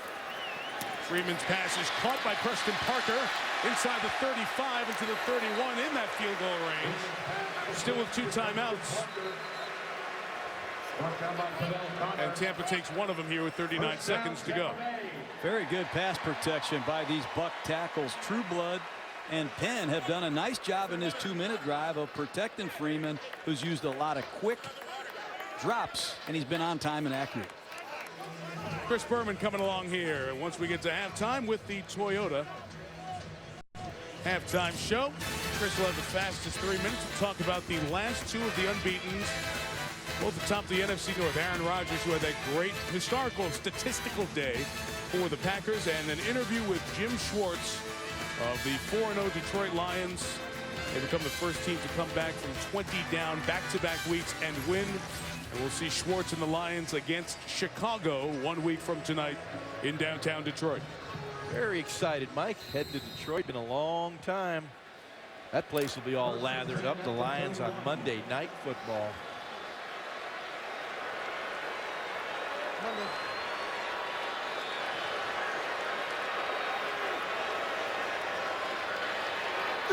Freeman 4-5 on the drop. It's Ernest Graham again. First down again. Side the 21. Timeout in their pocket. Going to spike it and kill it with 28 seconds left. You know, John, when we ask everybody about Josh Freeman and we're trying to define his personality, how do we tell America about Josh Freeman? Everybody said cool, calm, under control, loves the end of the half, end of the game. That's a great way to sum it up. I think the Indianapolis Colts need to mix up this coverage a little bit. They played 5 straight snaps of this soft 2-deep zone, and Tampa has just come right into field goal position, and it looks like the Colts are back in that split safety 2-deep look again.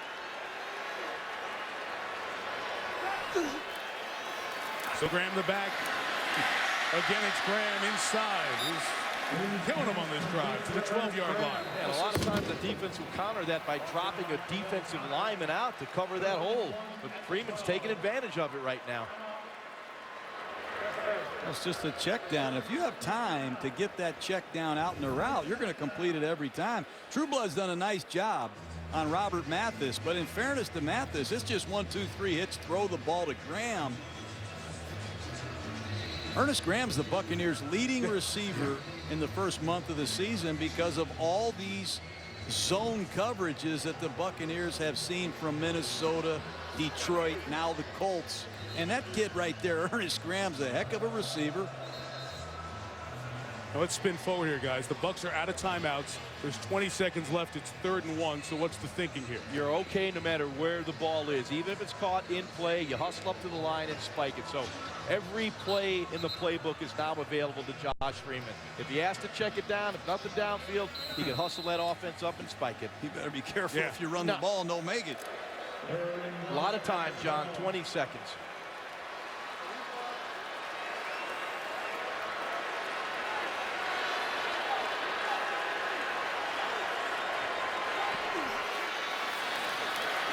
Freeman flush hit by Mathis and brought down with 15 seconds left. They got to run the field goal unit on. That's why we were talking about no timeouts. Teams practice this all the time. The field goal will be 37 yards. We're down to 5 seconds left. Bucs barely off the field. They were not off the field. This is going to be waved off for 12 on the field on Tampa. They snapped it as quick as possible, thinking that they could get it in before the gun, but they actually had another second or two, and the official on the Buccaneers sideline caught the player running off the field and didn't get off before the snap. At least that's what he called there. Let's see, he threw the flag on the sideline, which would be the only penalty he could call. Well, if you run the ball or take a sack in that situation.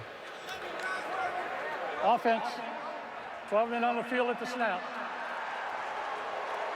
The field goal is no good. That's the end of the first half. So the Buccaneers had a golden opportunity, 3rd and 1. You cannot take a sack. Here's the end of the play, and the fire drill. Mathis comes in, gets the sack. Freeman knew what was going on.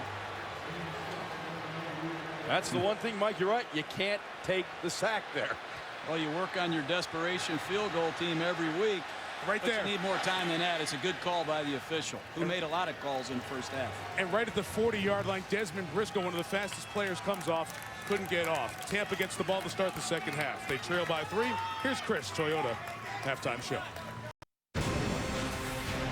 Tonight in Tampa, Josh Freeman stepped into the national spotlight, but Curtis Painter stayed cool under pressure. Will the Colts conquer, or will the Bucs break them down? The conflict continues on Monday Night Football. Quarter 3 here in Tampa, Florida. A wild end to a sloppy first half. Indianapolis trying to get win 1. Leading Tampa 10-7 here on Monday Night Football. Mike Tirico, John Gruden, Ron Jaworski, Wendy Nix down on the sideline. Curtis Painter, first NFL start, first half. Your assessment? Well, the first good thing, the Colts got a little running game going. So that took a little bit of pressure off Painter. But he did make some plays, particularly the long touchdown pass. And this play really showed the arm that Curtis Painter has. Get the ball quickly out of his hand to Dallas Clark in the flat. And to make this throw here, you have to have a strong arm. And he gets it to Pierre Garçon. That's the big play of the game right now for the Colts. And obviously, even Peyton Manning probably called that play. Very happy about the touchdown pass that Curtis Painter threw. Peyton sitting up in the coach's box for the second week. First time he's come on the road. Painter has been his understudy for a couple of years. But Josh Freeman, his first half. I think Freeman did some good things. Zone defense, going to be a lot of check downs. Here's a nice bootleg to his left. Stop and pop. That's hard to do. But a lot of this was just Freeman throwing the ball in rhythm quickly against zone coverage. That's a nice job using his eyes, and then back-to-back check downs to Ernest Graham in a 2-minute drill. But a couple critical mistakes, I think, in the red zone. You can't take a sack in the situation that he took one there at the end of the first half. He had a forced ball in the red zone. He was fortunate to get away with. outstanding young quarterback needs to clean up some of his play in the red zone. And really the second half has been Freeman's half. This is when he's been at his very best. He's traditionally been a slow starter. I'm anxious to see the adjustments they made. Now the clock for the third quarter, you automatically, as soon as the half ends, the clock resets at 12 minutes for halftime. It started a few minutes later because that last field goal and the confusion of running guys on and off the field, Tampa not getting their 12th man off the field. Thus the field goal negated as you look at Preston Parker back deep to receive the second half kickoff. That is a reviewable play, the number of players on the field. So since it happened in the last 2 minutes, Ron Winter had to go to replay. They were delayed in doing that. They eventually got over there, looked at it, and confirmed that Tampa had too many men on the field, and the call was correct and the half ended. Touchback here, they'll start at the 20. Now, a lot of the folks in Tampa are upset because they think Indianapolis has 12 on. Here's Desmond Briscoe running off as the snap comes. There's a Colt player at the top running off as well. So the snap comes, and you'll see that the Colt player was leaping in the air. According to the league, a player who is taking that last step and then is leaping out of bounds is considered to have cleared the field, thus not considered to be a 12th guy on the field. Briscoe's foot was still in bounds, so that's why Tampa is deemed to have 12, Indianapolis 11, and the call on the field correct. And we're back to football. Well, rightfully so, a lot of the Buccaneers folks saw that and were questioning it during halftime, but there's the confirmation. Freeman first down throw, complete 23 yards to Mike Williams. It's a nice start to the second half, and the Colts secondary looks confused. Rookie Joe LaFedge, number 35. Number 36, you're going to see in here another rookie, Chris Rucker. They don't get lined up quickly. There's no pass rush, and Freeman's on the money. Colts are beat up everywhere, and the secondary continues to plague them. And up front without Eric Foster, who had that ugly ankle injury in the first half. LeGarrette Blount with a run up the middle. Look at him keep his feet going. Pat Angerer can't bring him down. And Blount carries him for about 5 more yards. Excuse me, Ron, I just don't see a lot like this from Peyton Hillis, Brandon Jacobs. We're looking for guys to compare him to, but this is a young man that's possessed. Yeah, the Bucs were talking to us. They said they just wanted to run Blount inside. Just run him to death, basically, because that's what he can do. Move the pile right there. They need to get him his touches. 180. We got.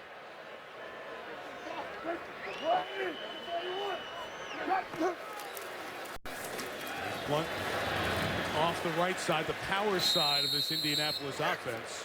Antonio Johnson made the tackle. It's a first down for Tampa. Let's look at the stats from the first half. The one big play for Indy, the 87-yard Painter to Garcon touchdown, skewing the next line, the passing yards. Bucs got a lot of yardage on their touchdown drive as well. You see the average start. Field positions been good, but Tampa's had key mistakes. One erasing a touchdown, another erasing a long game. Tampa team penalized 7 times per game in their first 3, 9 in the first half. Freeman's pass is deflected, trying to get to Eric Lorig, his fullback, but Jamal Anderson got a hand up. Yeah, good job by Jamal Anderson reading the eyes of Josh Freeman. You know, he's blocked, but you look at the quarterback's eyes as he's delivering, you get those arms up. You'll see right here, Anderson, number 90, looks back in the backfield, sees him set, knock the ball down. If you can't get pressure on the quarterback, this is what you got to do. Get the hands up, deflect the football. 4 years for the Falcons, pretty good athlete. In high school, he was a wide receiver and broke the records at that high school of Keith Jackson, the former Green Bay tight end. Blount right, stopped by Drake Nevis. You guys are watching LeGarrette Blount. You remember the first game Chip Kelly had as the Oregon coach a couple of years ago against Boise State, the loss and the punch on the field, and Blount was suspended for the good part of that season, but did come back to play the Oregon State game and then the Rose Bowl. He said that was important because a lot of people forgot about talk to him. He ended up going undrafted in part because of that. Went to Tennessee's camp, was waived. Bucs were thrilled to sign him. They did their due diligence, and he gave them a great payoff with 1,007 yards last year. 3rd and 9. Freeman, Winslow, no sir. Antoine Bethea throws him down as a penalty marker back at the quarterback.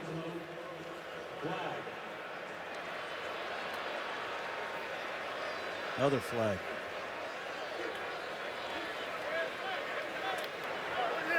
Holding. Offense number 76. 10-yard penalty. Repeat 3rd down. One of the reasons Tampa likes this snug formation with these wide receivers is they like to chip Freeney.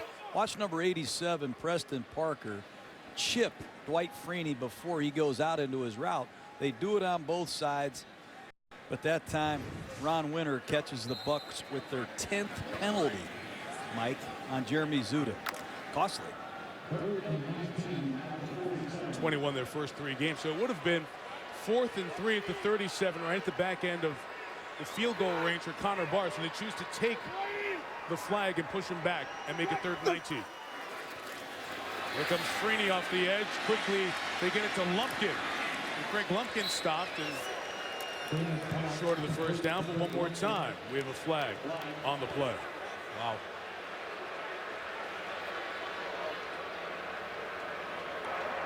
Offside. Defense number 93. Line up in the neutral zone. 5-yard penalty. Repeat 3rd down. It's twice for that on Freeney. I've seen Dwight Freeney play for almost a decade. I've never seen him line up offsides. Twice in one game. Ron Winter's got to let up on us. He's calling a lot of penalties down there.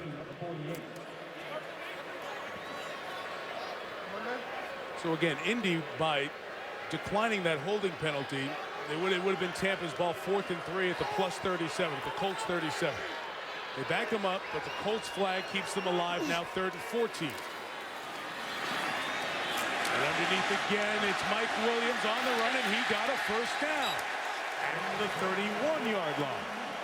Well, Indianapolis is in an ultra prevent defense, and Freeman knows it. This is just a design, drop it off and get a block. Pat Angerer is lined up 16, 17 yards from the ball, and they're playing such a soft zone.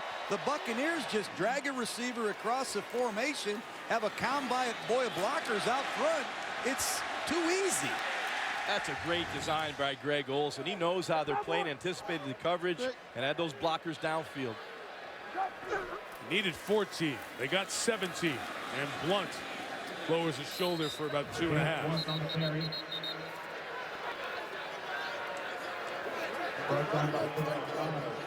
Colts getting off the pile slower and slower. Nevis, 2nd time he's come off the field slowly this drive. I think it comes back with defensive coordinator Larry Coyer. All these zone coverages, it's the inexperience in the secondary. I don't know where Jacob Lacey is, but Chris Rucker's a rookie. LaFedge is a rookie. Injuries everywhere. Melvin Johnson's out.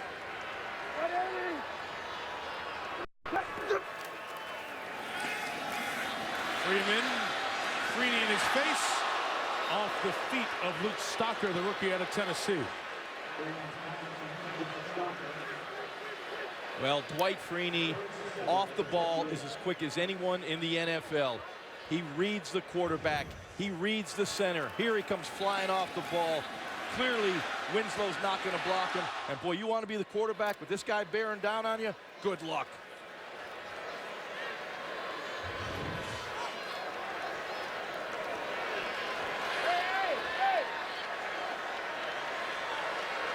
Freeman adjusts the play, 3rd and 7.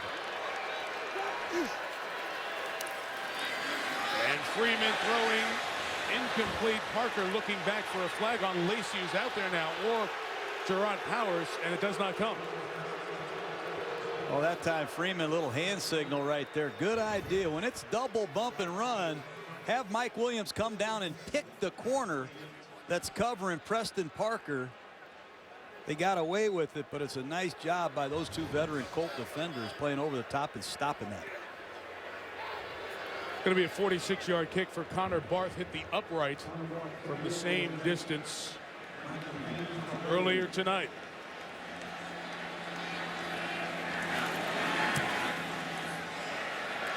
Right down Dale Mabry with that one. And we're all even. Colts scored the first 10. The Bucs respond. New game. had a Monday night in Tampa. We're glad to see you back here, John. You return inside Raymond James Stadium. I miss those people. That was great days here. Is that Cindy, your wife? No, it's not. It sure was. No. No, it's not. Come on, man. That's what you say. Come on, man. Great place. Michael Kanan kicks. Joe LaFedge to a knee. So we'll get Curtis Painter in the Colts offense for the first time here in the second half. All even, 10 apiece.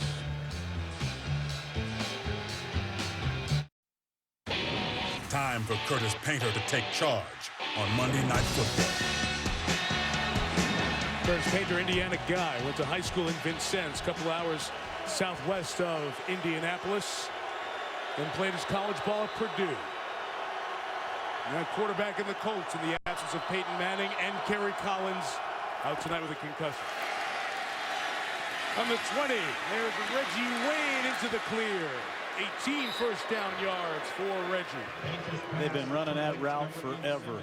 An under route, Reggie Wayne pushes up, comes right underneath, ball thrown accurately. Here come the Colts. Second catch on the night for Wayne, 803 on his career. They're blocking right into Joseph Adai, who did a great job to spin out and gain 8. Well, that was all Joseph Adai. There was great penetration by the Bucs defensive line. They had Adai pretty much in the backfield here, but boy, he makes that spin move to his left. Boy, all Joseph Adai on that run. And Painter is trying to take control of the tempo. That time he snapped it quick.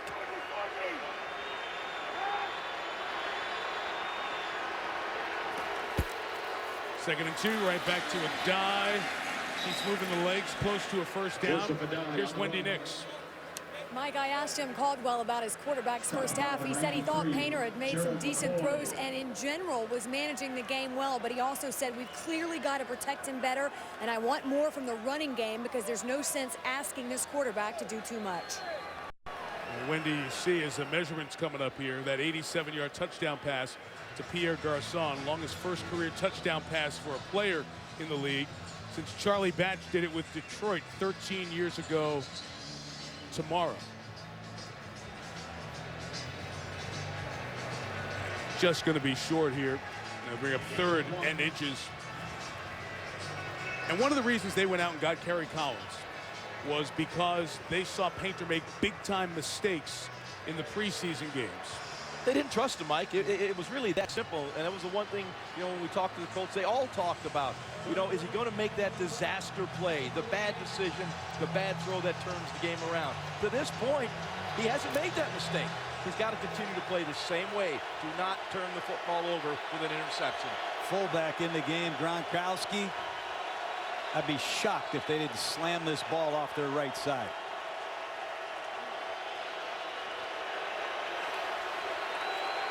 Sometimes you take your shots, John, in these short yardage plays, and the Colts are going to need a spark.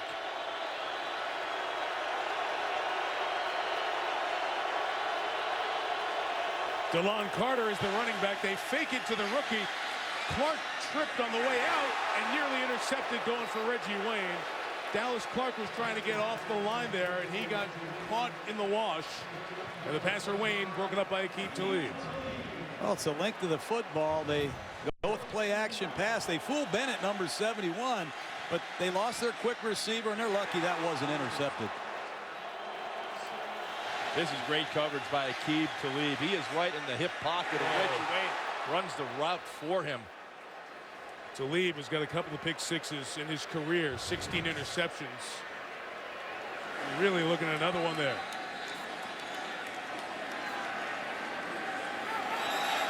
Movement. Flag. Trying to get the Bucs to jump, the Colts did. False start. Offense number 57. 5-yard penalty. It remains fourth down. It just shows you how much lack of confidence the Colts have in their running game. Third and a foot, throw it, fourth down. You're not going to go for it near midfield. And they're in transition. They're just trying to get into some two-back sets, but great stop by the Bucs. Pat McAfee on. Preston Parker at the 18, brought down 22-yard line by Stevie Brown out of Michigan. 8-14. Bucs have rallied from down 10, trying to take the lead when you come back.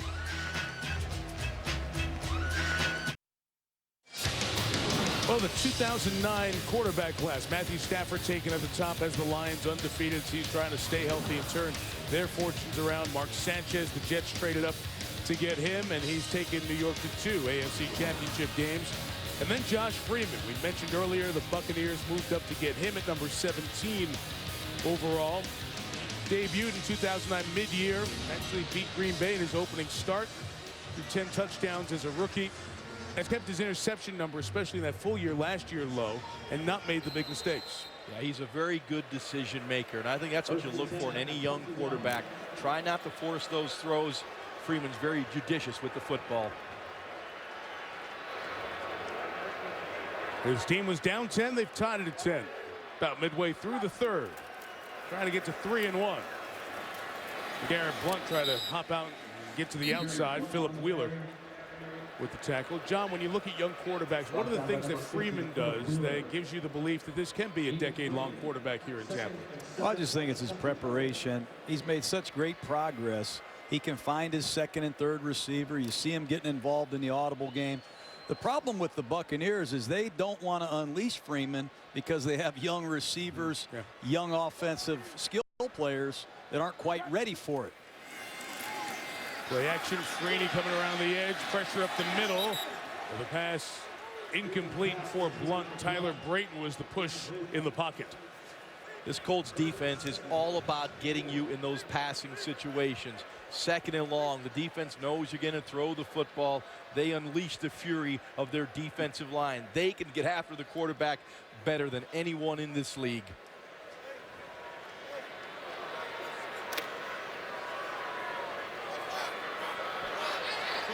Colts need to get off the field to give their offense some field position. Ernest Graham, that security blanket. Third down back, in for Freeman. He's wrapped up, throws, incomplete. He's trying to loft it to Preston Parker as Robert Mathis was bringing him down. These two guys are unbelievable. Robert Mathis and Dwight Freeney, they just take turns. Watch his speed off the corner. Watch how low he can get on that spin move. And I tell you what, this factor grade of Robert Mathis, how many times he's almost gotten there, that's amazing. The production that they've had from these two defensive ends for years. Michael Canaan's been grading hang time on his kicks. Not that one, more returnable, 37 yards. Blair White takes it only for 3 as Eric Lorig was over there on special teams to make the stop. Good field position for the Colts. What John say, defense needed to step up, get you a 3 and out. Mathis off the defensive end helped do that. Countdown starts you at 7. We kick it off 8:30 Eastern. You see John and Ron, 79, Ben Ajalana, the left tackle. He's in there for Anthony Costanzo. Costanzo injured early. The Colts say he's questionable to return. We keep checking with them on that. But they're going to... He has not been on the sideline here, and he's likely out for the rest of the game. As Pierre Garçon takes off. Pass Rondé Barber. Got a downfield block from Reggie Wayne, and has his second long touchdown of the night. Oh, Reggie Wayne. Great play selection. Clyde Christensen, the offensive coordinator, said, I have to creatively get Pierre Garçon back in our offense. That time a beautiful shotgun play action quick screen, and he gets an assist from Reggie Wayne on a block from the far side of the field. Just a quick screen on the outside. Nice job by Lincoln Bach. Pollock's downfield. Good open field running by Garçon, and Reggie Wayne comes from nowhere and cleans up bodies. Great execution by the Indianapolis Colts.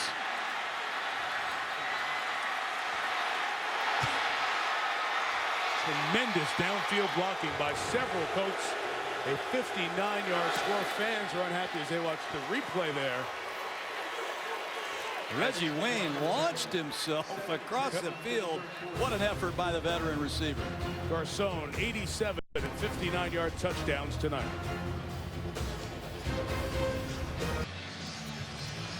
It's an Indianapolis offense that has struggled to find the end zone this year. The Pierre Garçon, who only had 149 receiving yards in the first 3 games, 146 here tonight, a career high, and 2 Curtis Painter touchdowns.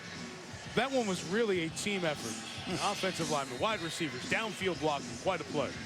Well, that's what you got to do. Reggie Wayne even down the field making a huge block. So the Colts are on top by 7.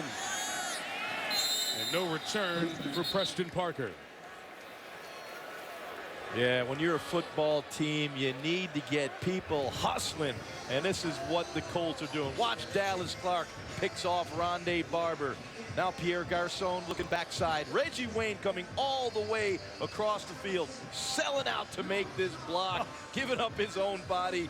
Pierre Garçon now a nose for the end zone. Austin Collie escorts him in. And the fans on the replay reacted to that block that Clark threw as he blocked in the side there, trying to get the officials to call a block in the back penalty.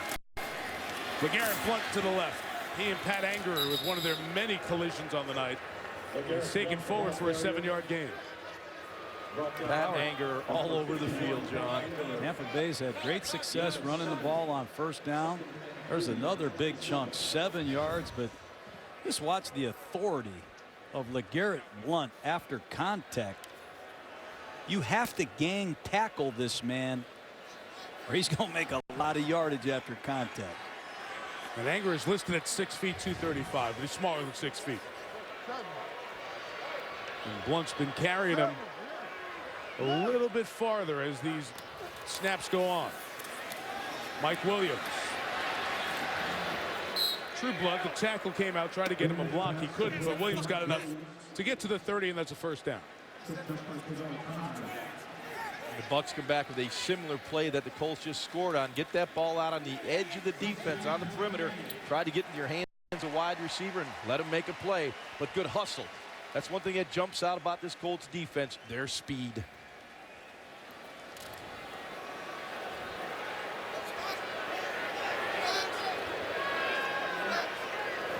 Freeney on the sideline. Robert Mathis in.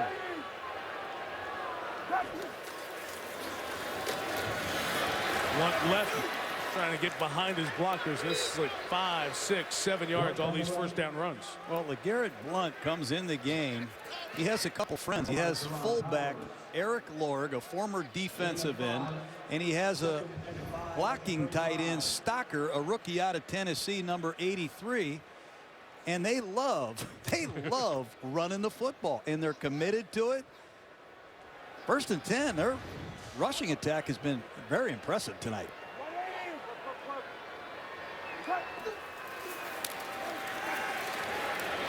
Freeman loading up, finding the soft spot in the zone. Mike Williams, incomplete. Could not hang on to that one. In between Powers and Caldwell in the Colts secondary. Well, you try to throw the ball over a rolled up corner and under a converging deep safety. That's the old distraction drill, Jaws. Well, you got him up that catch. I mean, Mike Williams may have been tipped, may have been flinching a little bit, but that's a ball that hits you right in the belly. You got to come up with that one. Would you distract receivers so they could just see the ball at the very end? That's right. You do that drill? Yep. Did it work? Sometimes. 3rd and 4. Freeney twisting inside is picked up. Freeman kept it alive long enough for Preston Parker. First down at the 44. 20 on the game. Josh Freeman does. Colts threaten a double A gap blitz. They're trying to get everybody's attention in here to get a single for Freeney and Mathis. Protection holds up wonderfully against the stunt. Freeman does a great job of not panicking when he's under duress. He keeps his eyes downfield, and he can throw a rope. Did you guys see Preston Parker as he got over the middle? Me! Jump me, I'm open! Find me!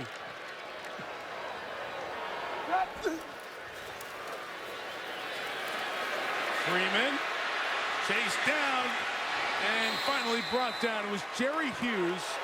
And here comes, let's see, fans get a flag on the far side as Jeff Fain, the center, and Jamal Anderson kept going. Meantime, we have conversation here with Hughes the first-round pick has been very not impactful for the Colts. In two separate places, we had incidents going on, and the flag was not thrown here, but thrown on the far side. Well, Jamal Anderson, I think, committed a personal foul, an inexcusable one, way after the whistle. After the play, personal foul, unnecessary roughness, number 90 defense. 15-yard penalty and a first down.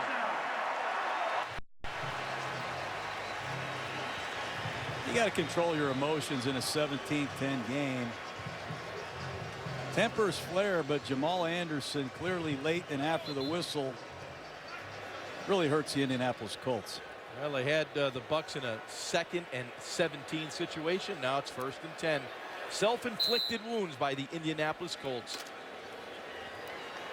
Yeah, that was well away. There was a scrum going on with Hughes where the sack was made. Hughes, a first-round pick last year, who did not have a sack in his rookie season, had that one there, but on the opposite side, Anderson kept going. He called for the flag. There's a catch for Winslow.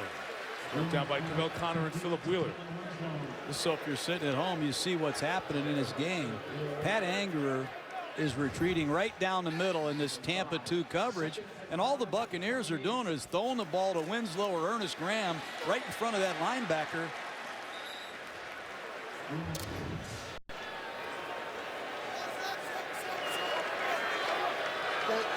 Colts need another coverage besides Tampa 2. Drop a line now. That time they stopped Blount. Angerer, who was credited with 20 tackles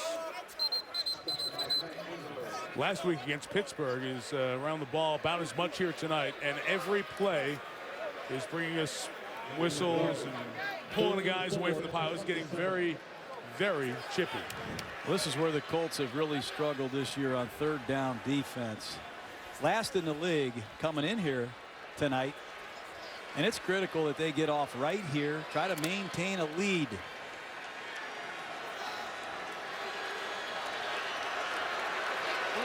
Colts scored in their last possession to take a 7-point lead. 2nd touchdown for Pierre Garçon.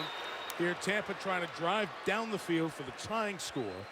And we hit a timeout with 2.5 to go. Buccaneers going to face a 3rd and 5. Well, the Colts with Curtis Painter getting his first NFL start need to get the heat from Dwight Freeney and Robert Mathis. Those two guys have been doing it together for 9 years. Great impact guys. I'm talking about NFL teammates who've had at least 10 sacks each in at least 3 seasons. Reggie White and Clyde Simmons doing it late 80s, early 90s. The Steeler trio has it going right now with Harrison and Woodley. But these guys have done it 4 times. Freeney and Mathis, including last year in 2010. We've seen them spotted at times, jaws coming off the field, but when out there together, they have such an impact. They change every part of your offensive plan. They change everything that you do. As a quarterback, you come out of the huddle, you try to figure out what they're going to do. You know, for the most part, where they are. They're coming off the edge. But you have to do things as an offensive coordinator to slow them down, chip them, a tight end, a fullback. Someone do not allow them to get that running start. Boy, they make a huge impact on every down there on the field. Up the gut pressure right here. Where'd you go now?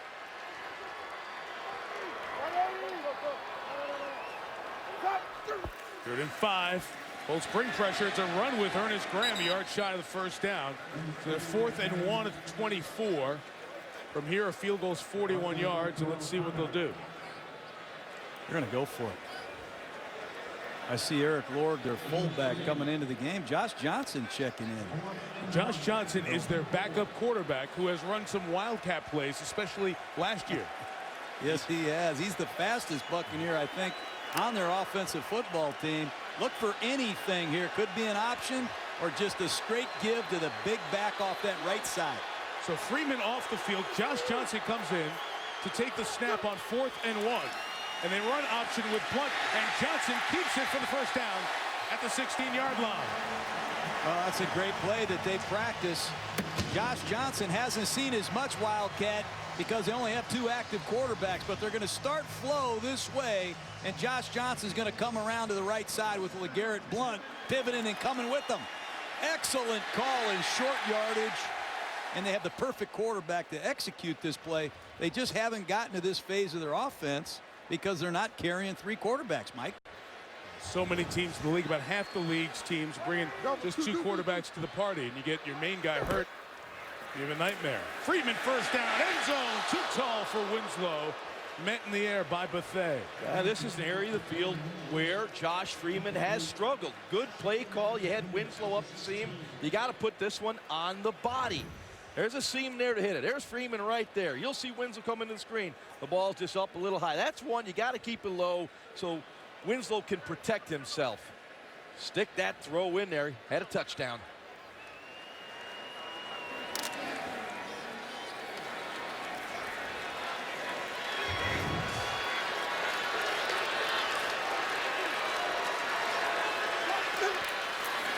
Second and 10, end around. Here comes Aurelius Ben. Waiting for him, David Caldwell. Ben wanted a face mask, not getting it. So Caldwell, who dropped an interception in the end zone in the first half, on his mark there. That's a great play in the open field by David Caldwell on a reverse. This play has a chance to go for a long ways. Nice open field tackle, breaking down, keeping your feet alive, and running right through that red jersey. Excellent play by the young safety. 3rd and 7 Buccaneers. Play 13 on the drive. They just converted 4th down a moment ago. Mathis off the edge, doesn't get there. Preston Parker gets there. Touchdown, Tampa Bay.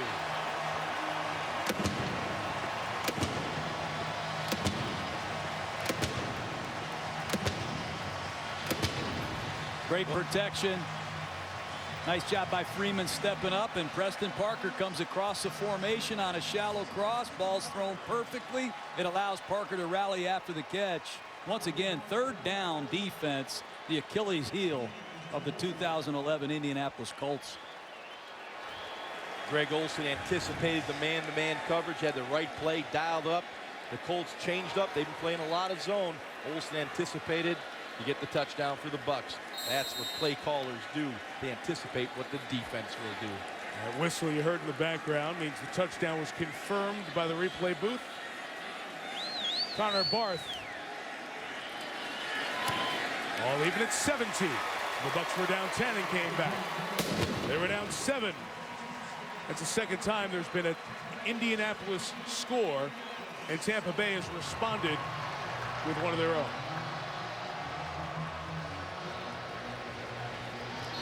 When you score and answer a score with one of your own, that's what championship teams are made of. There's one championship in Tampa history, Super Bowl 37. John and the Buccaneers had that great day in San Diego to beat Oakland, his old team. Super Bowl, baby! Bam, bam, bam! Yeah. I watched John. He was getting ready for airtime. He takes the trophy and he elbowed me right out of the platform there. It's all about John, Mike. 2000, that was great. 2002 world champs, and it is remembered with great pride and love around here. Beautiful. That was a great days, man. And when you go into the Bucs training facility, One Buc Place, they've done a great job, as nice a job celebrating a championship jaws as any of the teams around the league. Yeah, I'll tell you, it was very, very exciting to walk into One Buc Place and see my man right there, John Gruden. Well, I tell you, that's what he's all about. Getting his team motivated, his football team, his broadcast team. Good to have you, big guy. Great place down here, and the Buccaneers are right where they usually are, right in the thick of things here in the 4th quarter. A tight game, all even at 17. Joe LaFedge to return. And he's brought down at the 23-yard line by Zach Dials as we have 9 seconds left in the quarter. Game tied at 17 on that Preston Parker score, his first NFL touchdown. This Colt offense should be well rested. They've had 33 offensive snaps tonight, Mike, as opposed to 61 for the Buccaneer offense. Need to mount a drive, positive yardage here on early downs. That's been the key for the Colts when they've had success tonight. This is like a Peyton Manning Colts era game. They've only had the ball 15 of the first 45 minutes. Trying to get it back to a dive. Couldn't get it. Coming back on the pass from Painter. 5 seconds left in the third. They had that screen set up nice. That time they faked the quick screen to the wide side of the field. They looked for a dive into the short side on a slow screen. Play had chance. Had chances. Just from a tempo, a philosophy, a scheme standpoint, the Colts have looked much more like the Colts we got used to for the last decade tonight.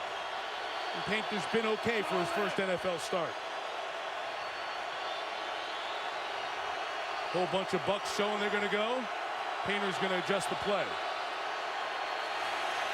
Got it off in time. They couldn't hit Reggie Wayne on the slant. They went after E.J. Biggers, the nickel corner. Well, I like the fact that Painter at the line of scrimmage saw what the Bucs were going to do. They were going to bring the blitz. They were going to bring the heat. He went protection first. Made an inaccurate throw, but I think he had him in the right protection.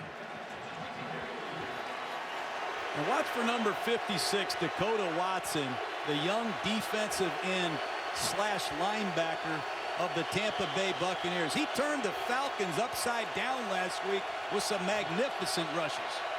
It's become vogue now, the 4-point stance, like Usain Bolt off the edge. Painter got away from the rush. His throw for Collie right down by the ground. Ruled a catch. Ruled a catch. Now coming in way from the back is another official to have a conversation with the one who said catch. We look at the replay and they confirm, they say catch on the field. So the call on the field's a catch. And Collie got it. Wow. What a catch by Austin Collie. It was impossible to catch, but he's able to bring it in. His 9th catch of the year, first tonight. Off we go to the 4th quarter. All even at 17.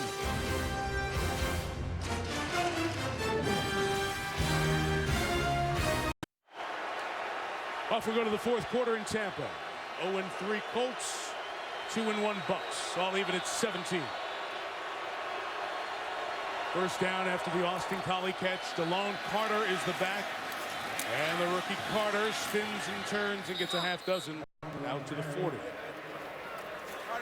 Going back to that, excuse me, Mike, going back to that Austin Collie catch on 3rd down. Collie came in here with just 8 catches for 53 yards. Had a lot of injuries. We know about the concussions last year. But if they can get Collie back alive, making plays in the slot, that'll really help this offense.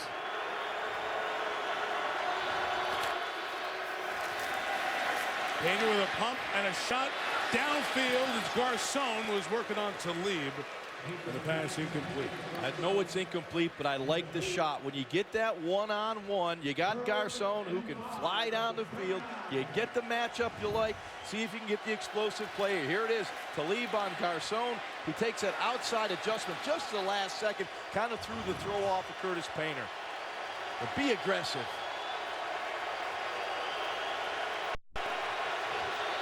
No back set. First time tonight.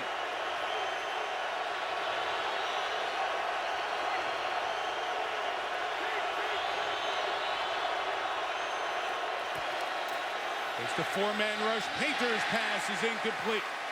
Flag deep in the secondary. Very deep in the secondary. Flag is thrown. And you see Dallas Clark working on an outside break against Rondé Barber. Pass interference. Defense number 20. Penalized at the spot of the foul. And a first down. Looks like the Buccaneers are playing too deep over the top, man-to-man underneath. Clark one-on-one. Let's take a look.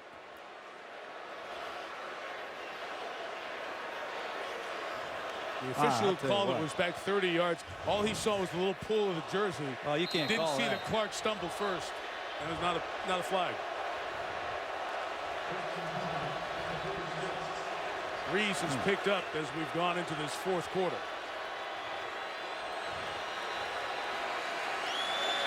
Clark comes next to Carter, the rookie back. Painter hit, goes down. Second time Michael Bennett's gotten home.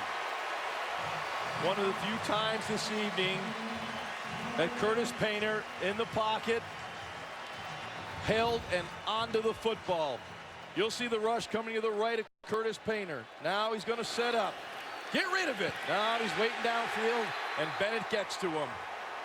And the few times tonight, Painter's not gotten the ball out of his hand in rhythm. Bennett, 2 sacks in his career coming into tonight. 2 tonight.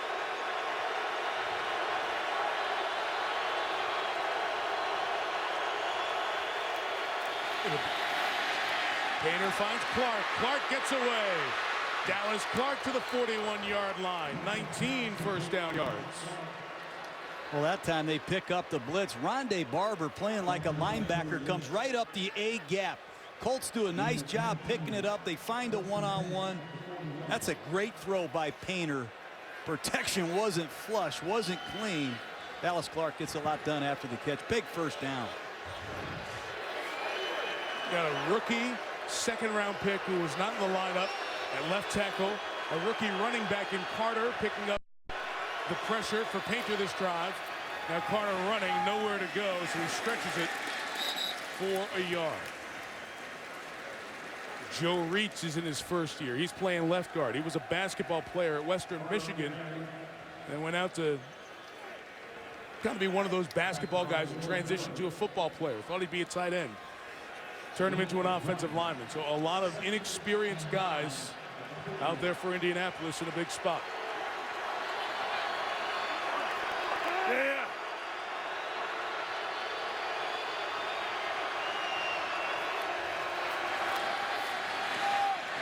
Painter nearly intercepted right to the hands of Biggers as Painter and Wayne were not on the same page. Not quite sure what route Reggie Wayne is running. There's some confusion. They're lucky it wasn't intercepted. Biggers does a nice job playing man-to-man coverage. Ball could have been intercepted, but clearly Painter and Wayne are not on the same page. And Reggie's been awful quiet, Jaws, as a pass receiver. This young E.J. Biggers has done a nice job rising to the occasion on Monday Night Football. 3rd and 9.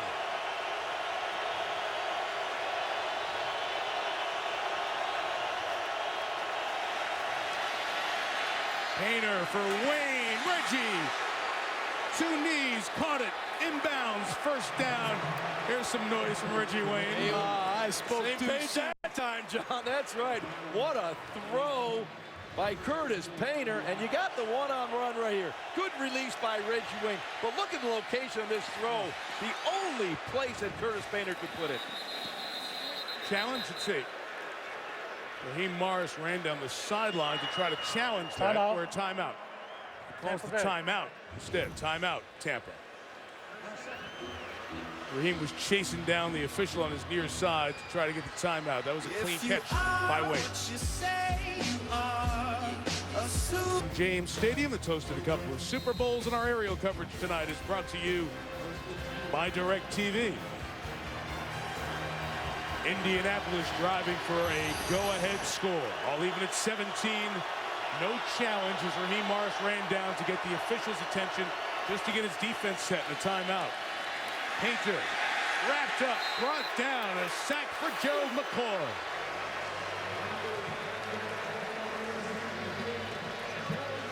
That's what they need from Gerald McCoy. Inside pass rush present. And you're going to see number 93, McCoy, coming at the bottom of your screen. He just beat Reitz with ease. That's an impressive sack by Gerald McCoy. And guys, on that play, Ben Ijalana, the 2nd-round pick out of Villanova, went down with an injury. He was in for Anthony Costanzo, the 1st-round pick. They went with tackles with their first 2 picks. That leaves them down to only one other offensive lineman to play tackle. That's Mike Tepper, who was promoted from the practice squad earlier today. Injury timeout. So Anthony Costanzo, 1st-round pick, hurt earlier. His replacement, 2nd-round pick, Ben Ijalana, hurt earlier. Welcome to Mike Tepper, up from the practice squad today. Number 67, playing right tackle. Out of Cal. 2nd and 16. And Painter off the hands of Garcon, incomplete. Keep to leave in coverage. Go back to show you Ijalana's injury. Just planting there with all that weight coming down as he was trying to keep Adrian Claiborne out of the backfield. 2 guys from this draft class going head-to-head there. Curtis Painter has to be very careful here not to force one in these long yardage, red zone situations. You are in field goal range. It's like the Bucs are going to blitz again. Let's throw a quick go or hand it off. He's going to take a shot. Yep. Dallas Clark's telling the new guy what to do. A tackle. Painter taking that shot for Collie, and the pass is incomplete. So a field goal attempt of 42 or 43 yards from Vinatieri coming up. That was an impressive audible, Jaws. Painter saw double bump and run coverage in the slot, and he watched Reggie Wayne, the outside receiver, try to brush off Rondé Barber. I like what Painter's done. He's recognized looks, he's changed protections, he's changed patterns, and he's put Vinatieri in a position to give Colts the lead here in the fourth quarter. Good from 45, from 43 for the lead. High snap brought down late, missed left. The snap was high. McAfee fumbled it as he tried to recover and bring it down. Threw the timing off just a hair. 14 plays, no points. Game still tied.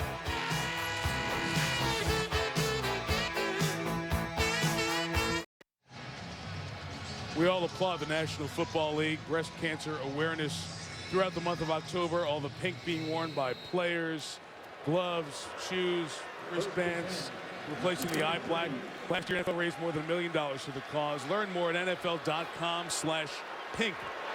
Screening over age 40. So important. So many female fans of the NFL or the important female in your life. Encourage them to get it done. All even at 17 after the missed field goal. Bucs start the drive from the spot of the miss. And over the middle, here comes Blount. LeGarrette on the catch, 5 yards. We have another penalty marker on the field.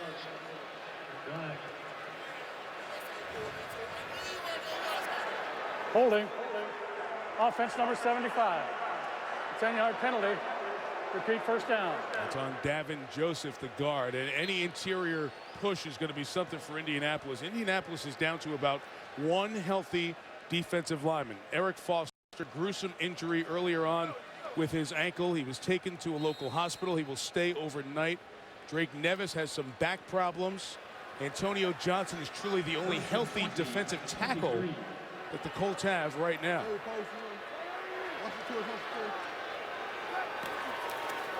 First and 20, Freeman. Freeney flushes it. Blount for 7. You said it, John. It's another flag in the backfield. And the Bucs already have 11 on them tonight.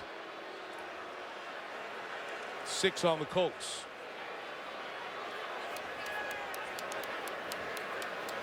Looks like this one's going. Let's see. The Bucs Personal clapping. foul. Grasping the face mask. Offense number 82. Penalized half the distance to the goal. Repeat first down. They're going to get that one every time. Wow. Back-to-back major infractions. Look for a draw play here. Great because call, Blake John. Freeney he's thinking what you're thinking. And Jamal Anderson playing inside of the defensive tackle spot because of all the injuries. First and 31, draw Blount. I guess the Colts have seen that one too. You know, Robert Mathis, say what you want about sacks and strips and all that. Watch Robert Mathis against Jeremy Trueblood. He starts up the field in a pass rush mode. He sees draw, and he chases, and he gets there.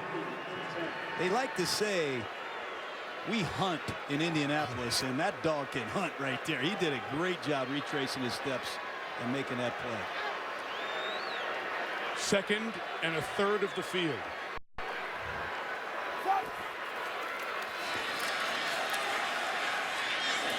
Greg Lumpkin only gets 5. Cavell Connor comes over to finish it off. There has been a lot of collisions tonight.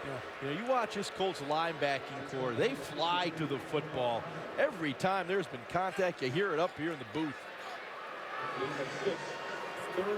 Look at this young Pat Anger just taking more and more responsibility with this Colt organization. He has been all over the football field. Watch how deep he plays on this drop as he reads Freeman. He's going to be 15 to 18 yards deep before the ball snap. So they throw underneath, try to get downfield blocking. Preston Parker stopped at the 28-yard line. And guys, that is such a big 3-and-out series for Indianapolis with their defense worn down with personnel, been on the field for a while. They get off the field with 9:22 to go. Absolutely huge. And certainly they were the beneficiary of a couple penalties on the Bucs, but they did their job, and they can get back to the sideline and get some oxygen and get some Gatorade. Last punt wasn't a good one. The others were for Kana.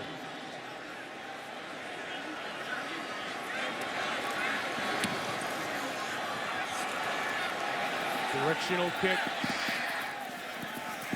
48 yards, and Pat White just pushed it out of bounds. Blair White, I should say, over at the 23-yard line. A couple of big penalties on Tampa Bay erased any momentum on that drive. Colts have it back in a tie game. What's up, Stuart Scott with you. Coming up after the game, Sports Center, the GMC postgame report. Highlights and analysis of the Bucs and the Colts, plus baseball playoffs in full throttle. Both American League playoff games are tight and tense. All the highlights coming up on Sports Center. All right, Stuart, not a good start for the Tampa Bay Great Sports Day. But 22 miles from here over in St. Pete, the Rays lost earlier. Texas Rangers 2-1 lead in that series. All tied at 17 here. Colts looking for the first win of the 2011 season. From the 24, Joseph Adai took a peek out to the right.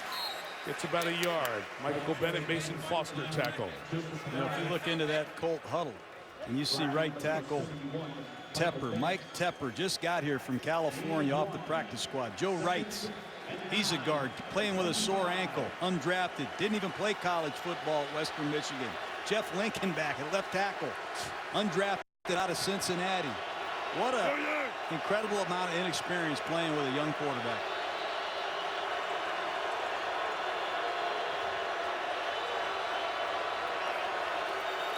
Well, start on the right side. There's been Mike Pollock. False start. Offense number 78. 5-yard penalty. Remains second down. 7th on Indy. 12 penalties Tampa tonight. Well, the one thing that Curtis Painter has been able to avoid tonight has been that disaster play. But if they put him in these long-yarded, known passing situations, it could spell trouble. He's had a difficult time against the blitz. He's only completed 1 of 9 passes when the Bucs have brought the heat.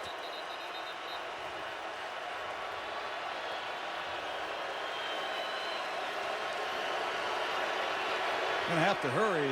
Closing in on 10 seconds. The umpire was walking up toward the ball where it was spotted. Did not repump the play clock. Still runs.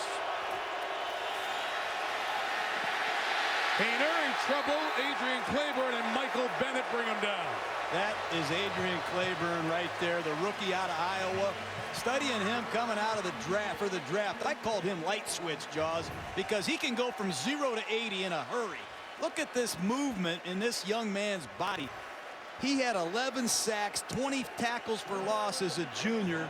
Not as productive as a senior. Fell to number 20 in a draft, and aren't the Bucs happy? 3rd and 22. Quick stuff. Reggie Wayne downfield blocking. Can't get there. So each team exchanges a 3-and-out as we come past the halfway point of this 4th quarter.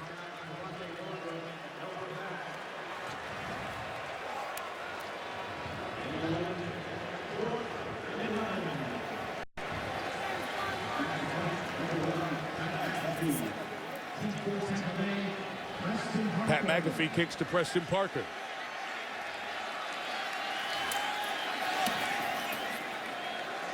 Behind, not deep. Parker fair catch signal. 38-yard kick. No return. Bucs take over at the 39-yard line. You know, guys, when everybody talks about the quarterback, Josh Freeman, they say, you know, he's won 15 games. 8 of them are comeback wins. And he says, you know what you have to do? You have to play well for 3, maybe 3.5 quarters. But in the 4th quarter, at the end, you got to find a way to be a hero, and he's found a way to do that first part of his career. You know, and I'm not surprised, because when you're around Josh Freeman, he has a very calm demeanor. The situation is never too big for him. And there are certain players, quarterbacks in particular, that love to have the game on their shoulders. Josh Freeman is one of those guys. First and 10 at the 40. This drive starts from the 40. Next, LeGarrette Blount got through the hole on the right. That's where the best linemen are. 10-yard first down. Power. It's the first play, your 9-on-7 script every day. It's the 4th play, and it's your 12th play. And you always run it right behind these two offensive linemen, Trueblood and Joseph. That's a very physical. I love watching plays like that. I know you like all those bubble screens and 300 That's passing right. days. That's right, I John. love to see big bodies bang. Blount taking his toll as the game goes on. Right back to him. That's about 3. Blount on the carry. And if you look out on the Indianapolis Colts side, there's a lot of pride out there on that side of the ball. Dwight Freeney, Mathis, these players have been in championship games. They've been in double-digit win columns for the last decade. Believe me, they do not want to fly home tonight 0-4. Reggie Wayne said, looking forward to the trip home with the noise on the plane. Got to win, not that awful silence of a loss. 2nd and 7. Freeney flushes Freeman, who takes off. Stuck the ball out over the line, gets the mark near the 40. We'll have to check the spot. And Dwight Freeney can't believe he didn't get a holding call here. He thought he edged Jeremy Trueblood. See if he got held yourself. Yeah, you can see it right there. You make the call. This one wasn't called. Probably tired of throwing that flag. 3rd and 1. Freeney's out of the game right now. Shy Mathis reloads on the opposite side. of a first down, so it's 3rd and very short. Jerry Hughes is the other defensive end, as this team is decimated with injuries on the line.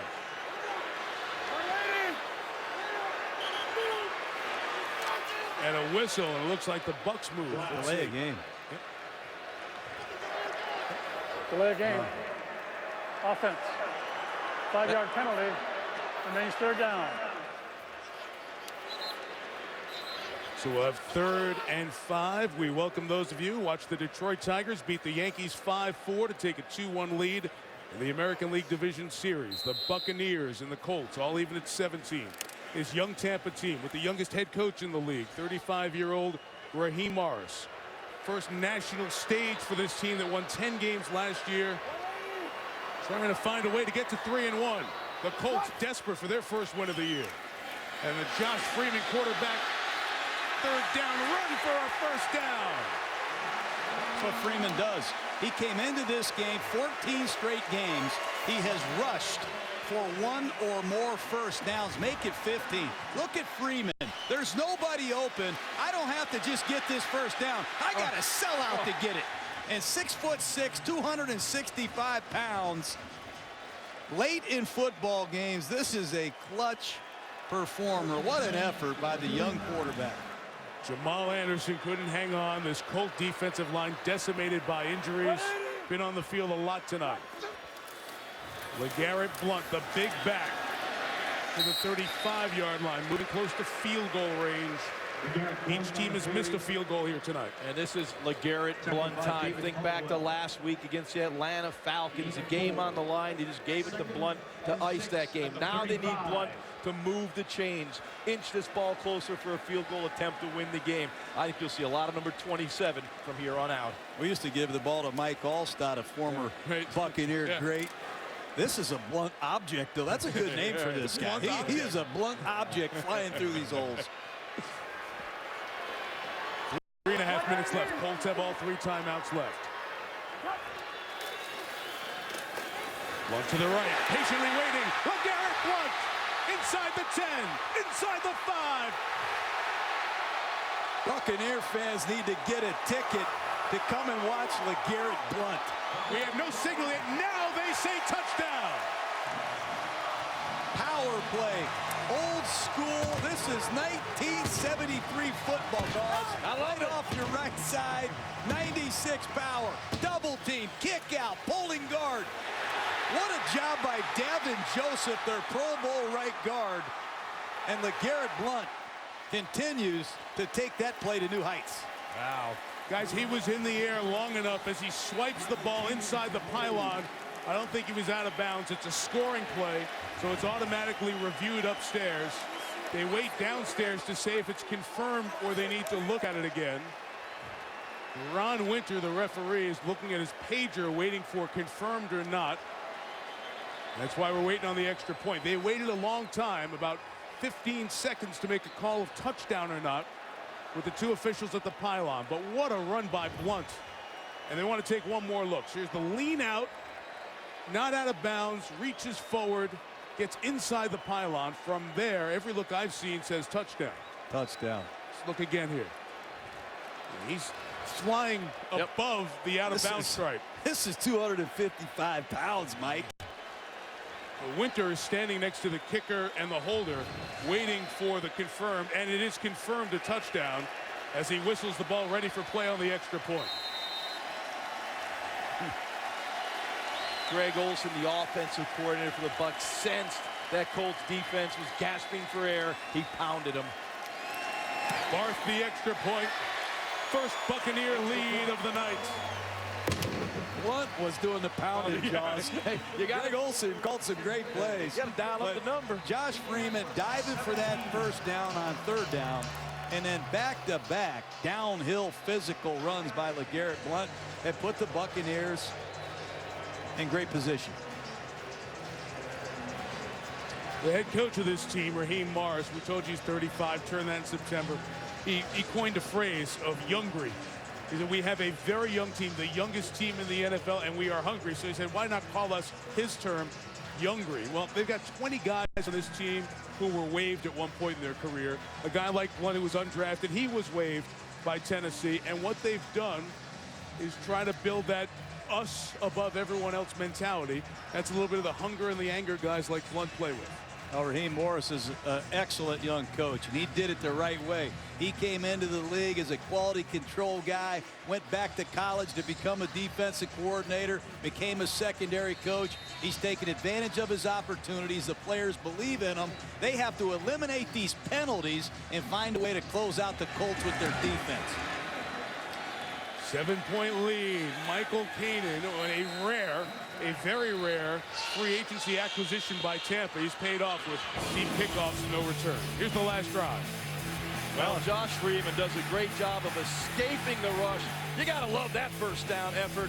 And give it to Blount. Look at the blocking downfield. Now you get it to this guy, 255 in space. He's going to run over people. And what a nose for that pylon. LeGarrette Blount.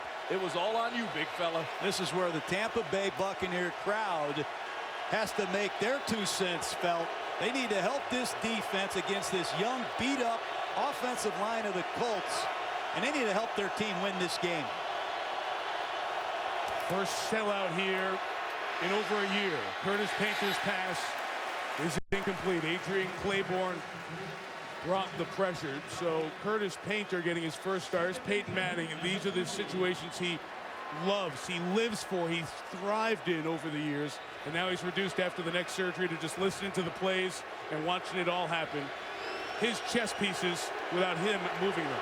Well, Jeff Lincoln back to left tackle doesn't slow down Adrian Claiborne.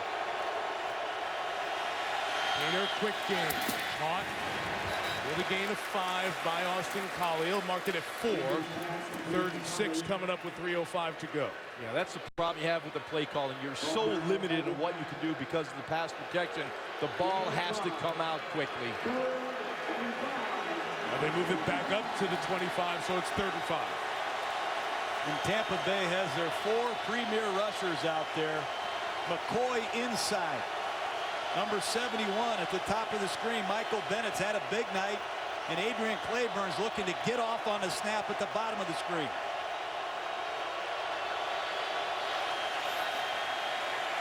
Painter has time. Nearly intercepted by Elbert Mack. 4th down, 3 timeouts, 3 minutes left. They're going to punt. Good defense all around, and a pass rush. Claiborne working against Lincolnbach on an inside move. Good outside counter spin. Coverage down the field's held up too. Raheem Morris, this Buccaneer defense have done a nice job mixing man with zone coverages. Punt here by McAfee. Oh, what a kick. Kick of the night. Preston Parker at the 20. Spinning. Across the 30 to the 32 with 2:46 to go. Sports Center right now. Show me what you got, Trey Wingo. All right, Michael, here's what happens when the Yankees and the Tigers. It was 4-4, bottom of the 7th. Delman Young sends this one out to right. Solo shot that gives the Tigers the 5-4 lead. Top of the 9th, the Yankees got 2 on, 2 outs, 2-2 count, but Derek Jeter strikes out. The Tigers lead the series 2-1. Back to you guys. Papa Grande, Jose Valverde, who talked after the game, closes it out. Tigers can close it out. I know where I'm going to be tomorrow night. 3 timeouts for the Colts and the 2-minute warning. 2:46 to go. And last week in this situation, they slammed LeGarrette Blount right off the right side. 4 consecutive times the exact same play. Goes Blount. Gain of 3. Indianapolis stops it here. 2:40. Well, they're waving timeout on the far side. 2 extra seconds ran off the clock.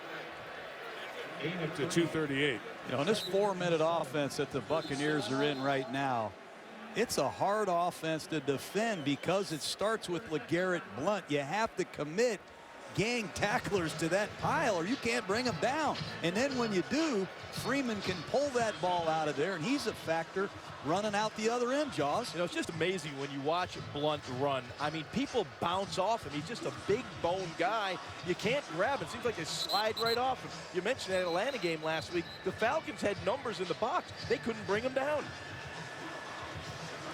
They put the 3 seconds back on the clock. 2:41. Trey just showed you the highlight of the Tigers winning in Detroit. What a scene it'll be next Monday night when we go to Detroit for the Bears and Lions on Monday Night Football. 8:30 Eastern next week. John, tonight, Blount, yards after contact, 47. Big number. Second and 7. Play pass here. Just run it. Freeman stay in bounds. Get the first down. Check, check, check. Did everything he needed to. Just shy of midfield. Yeah, it's hard to defend this style of offense. You have to commit people to stop the run. Go ahead. Stop that run off the right side. Freeman will come out totally naked on the backside, a naked bootleg, and there's nobody there. Great play selection from Greg Olson, the offensive coordinator of Tampa. How can you not love the awareness of Josh Freeman? Knew where the first down sticks were, stayed in bounds. Boy, this quarter he's been terrific running the football as well. Freeman runs of 6, 7, and that one 12 yards. He's contributed with his legs. You know, this is the time you love to be an offensive lineman. You have a 7-point lead, and you know that the coach is probably going to call 3 or 4 hard ball runs in a row. And I know a lot of these linemen. They were just puppies when I was here. Look at Trueblood. He's making $10 million now. Joseph signed a contract for $52 million. Donald Penn makes $47 million on the other side. I said, you guys are in a totally different tax bracket now. But they love coming off the ball and finishing games physically with their offense on the field. Mathematically, the game not over. Colts can still get it back with 1 timeout and the 2-minute warning, but another first down, and it's done. Blount up the middle. Look at him rolling through Cavell Connor out to the 45, and Jim Caldwell takes his final timeout here at 2:20. 2:20 left. We started to mention it earlier. Next Monday night, talking about the Lions undefeated, taking on the Chicago Bears. 4-0 against 2-2. I'm excited to see this young Matthew Stafford. What a rally he had yesterday against the Dallas Cowboys. This is a big-time young quarterback, much like we're watching Josh Freeman tonight. Playmaker with the game on the line. Strong arm. How about this guy, Calvin Johnson? Just look for number 81. Throw me the football. They're going to hand the ball to Blount again off the right side, Jaws. And I tell you, these linemen are telling the Colts exactly where they're going with it.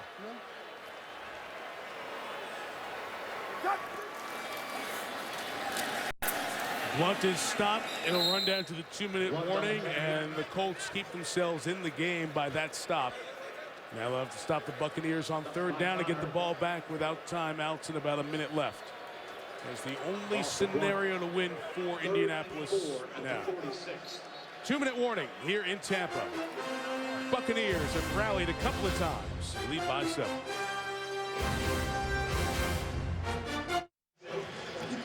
Colts jumped out to a 10-0 lead. Tampa Bay responded with 10. Pierre Garçon caught his 2nd long touchdown to make it 17-10. But then Indianapolis, 2 scores since, leading by 7 as we pass the midnight hour. And the clock's about to strike midnight on 0-4 for Indianapolis if they cannot stop Tampa Bay on 3rd and 4.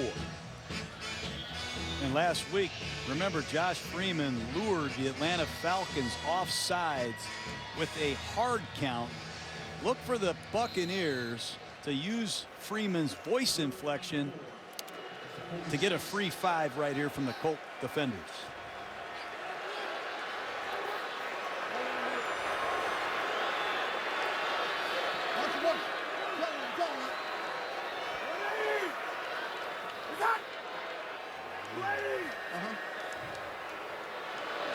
That's exactly what you're talking about, John, because last week they suckered Atlanta into it, and they gave them the 1st down to close the game. Didn't get it here.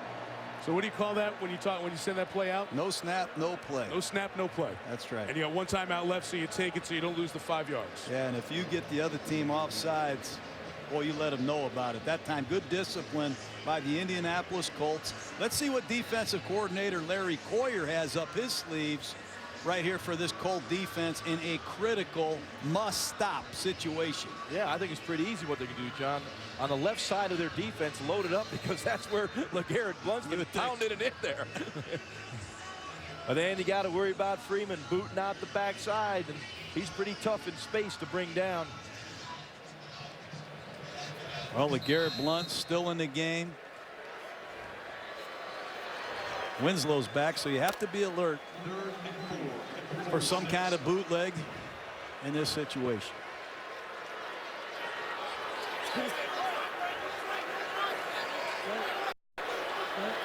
It's the attention of Colin Franklin, the rookie tight end. Must stop for the Colts. Blount to the left, wrestled down, still goes very close to the 1st down marker. The clock continues to run. Let's check the spot here. Unbelievable effort. Wow. Tyler Brayton, 6'6", 280, and was spinning him around, and he kept those legs going. A lot of white Colt jerseys, grabbing him, pulling him, tugging him. He would not come down. Anger coming in.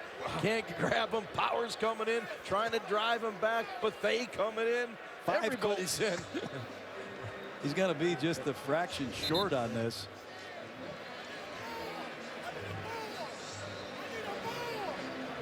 Interesting in this era of passing, the big back.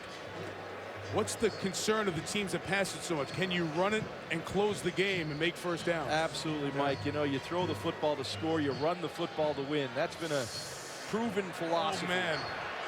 Get out of the way, Jeff Fain.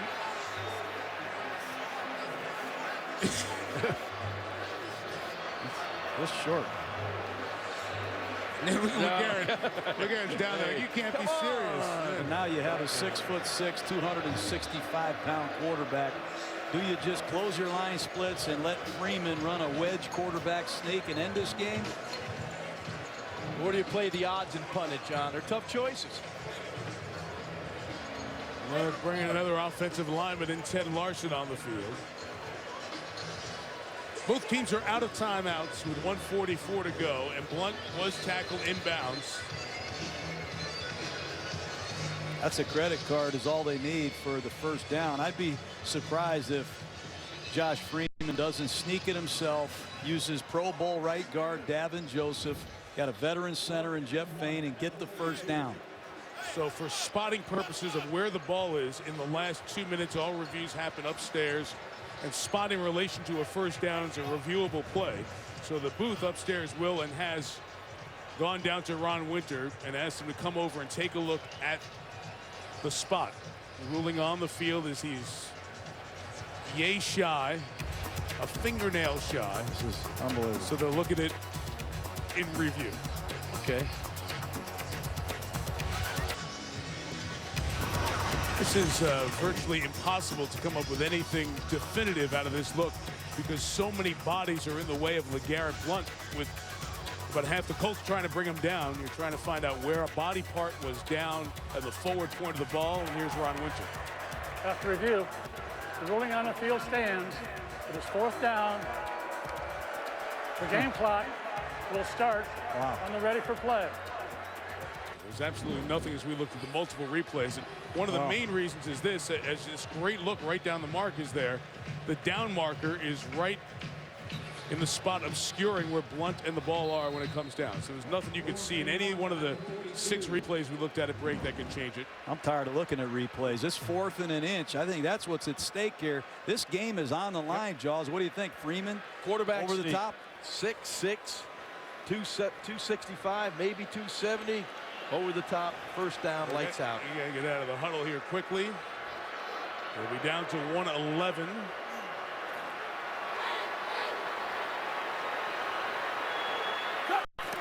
Keeps it, sneaks it, moves forward. Just a big pile trying to get to the ball. As long as Freeman comes out of there with possession of the ball, it's first down and game over. First down, game over. And Tampa Bay is going to win. It's an impressive way that the Buccaneers closed out the Indianapolis Colts tonight. A physical running game and a gutty call here on 4th and an inch. Watch for yourself. Wedge blocked. Everybody steps inside. No penetration, and they let their 6'6" power forward of a quarterback go get it. It is a gutsy call, John. You know, sometimes those things get stopped, turn it around. Colts get the ball back, but not to be. Raheem Morris showed great confidence, not only his young quarterback to get the first down, but his offensive line to come out and establish a little seam for him to get it. And the Indianapolis Colts will fall to 0-4. Only one team in NFL history has opened 0-4, made the playoffs. Bobby Ross's first year in San Diego in 1992. The Colts, 10 straight seasons, those 10 wins, so much pride. 0-4, and we said this young team, 26 players under the age of 25 on the national stage for the first time with a big win. We talk about what the NFL has become. All the passing yards, the first 4 weeks of this season have had the most passing yards within a week in NFL history. The first 4 weeks are 1, 2, 3, 4 on the list in terms of passing yards. And the irony of that is these 2 guys from the class of 09 quarterbacks added to that is that you needed old school run it to kill the clock. And Tampa Bay got it with about 3 minutes left. They picked up a couple of first downs on the ground. And it's final. Bucs 24, Colts 17. Tampa Bay with New Orleans atop the NFC South at 3-1. And for the Indianapolis Colts, it is 0-4 in Kansas City next and 3 games on the road. The Buccaneers take on another surprise team to start the year in San Francisco to take on Jim Harbaugh's Niners next week. With John Gruden, Ron Jaworski, Wendy Nix, our entire crew, Mike Tirico, good night from Tampa. The Bucs win by 7. We'll see you next week from downtown Detroit. ESPN thanks you for watching this presentation of the National Football League.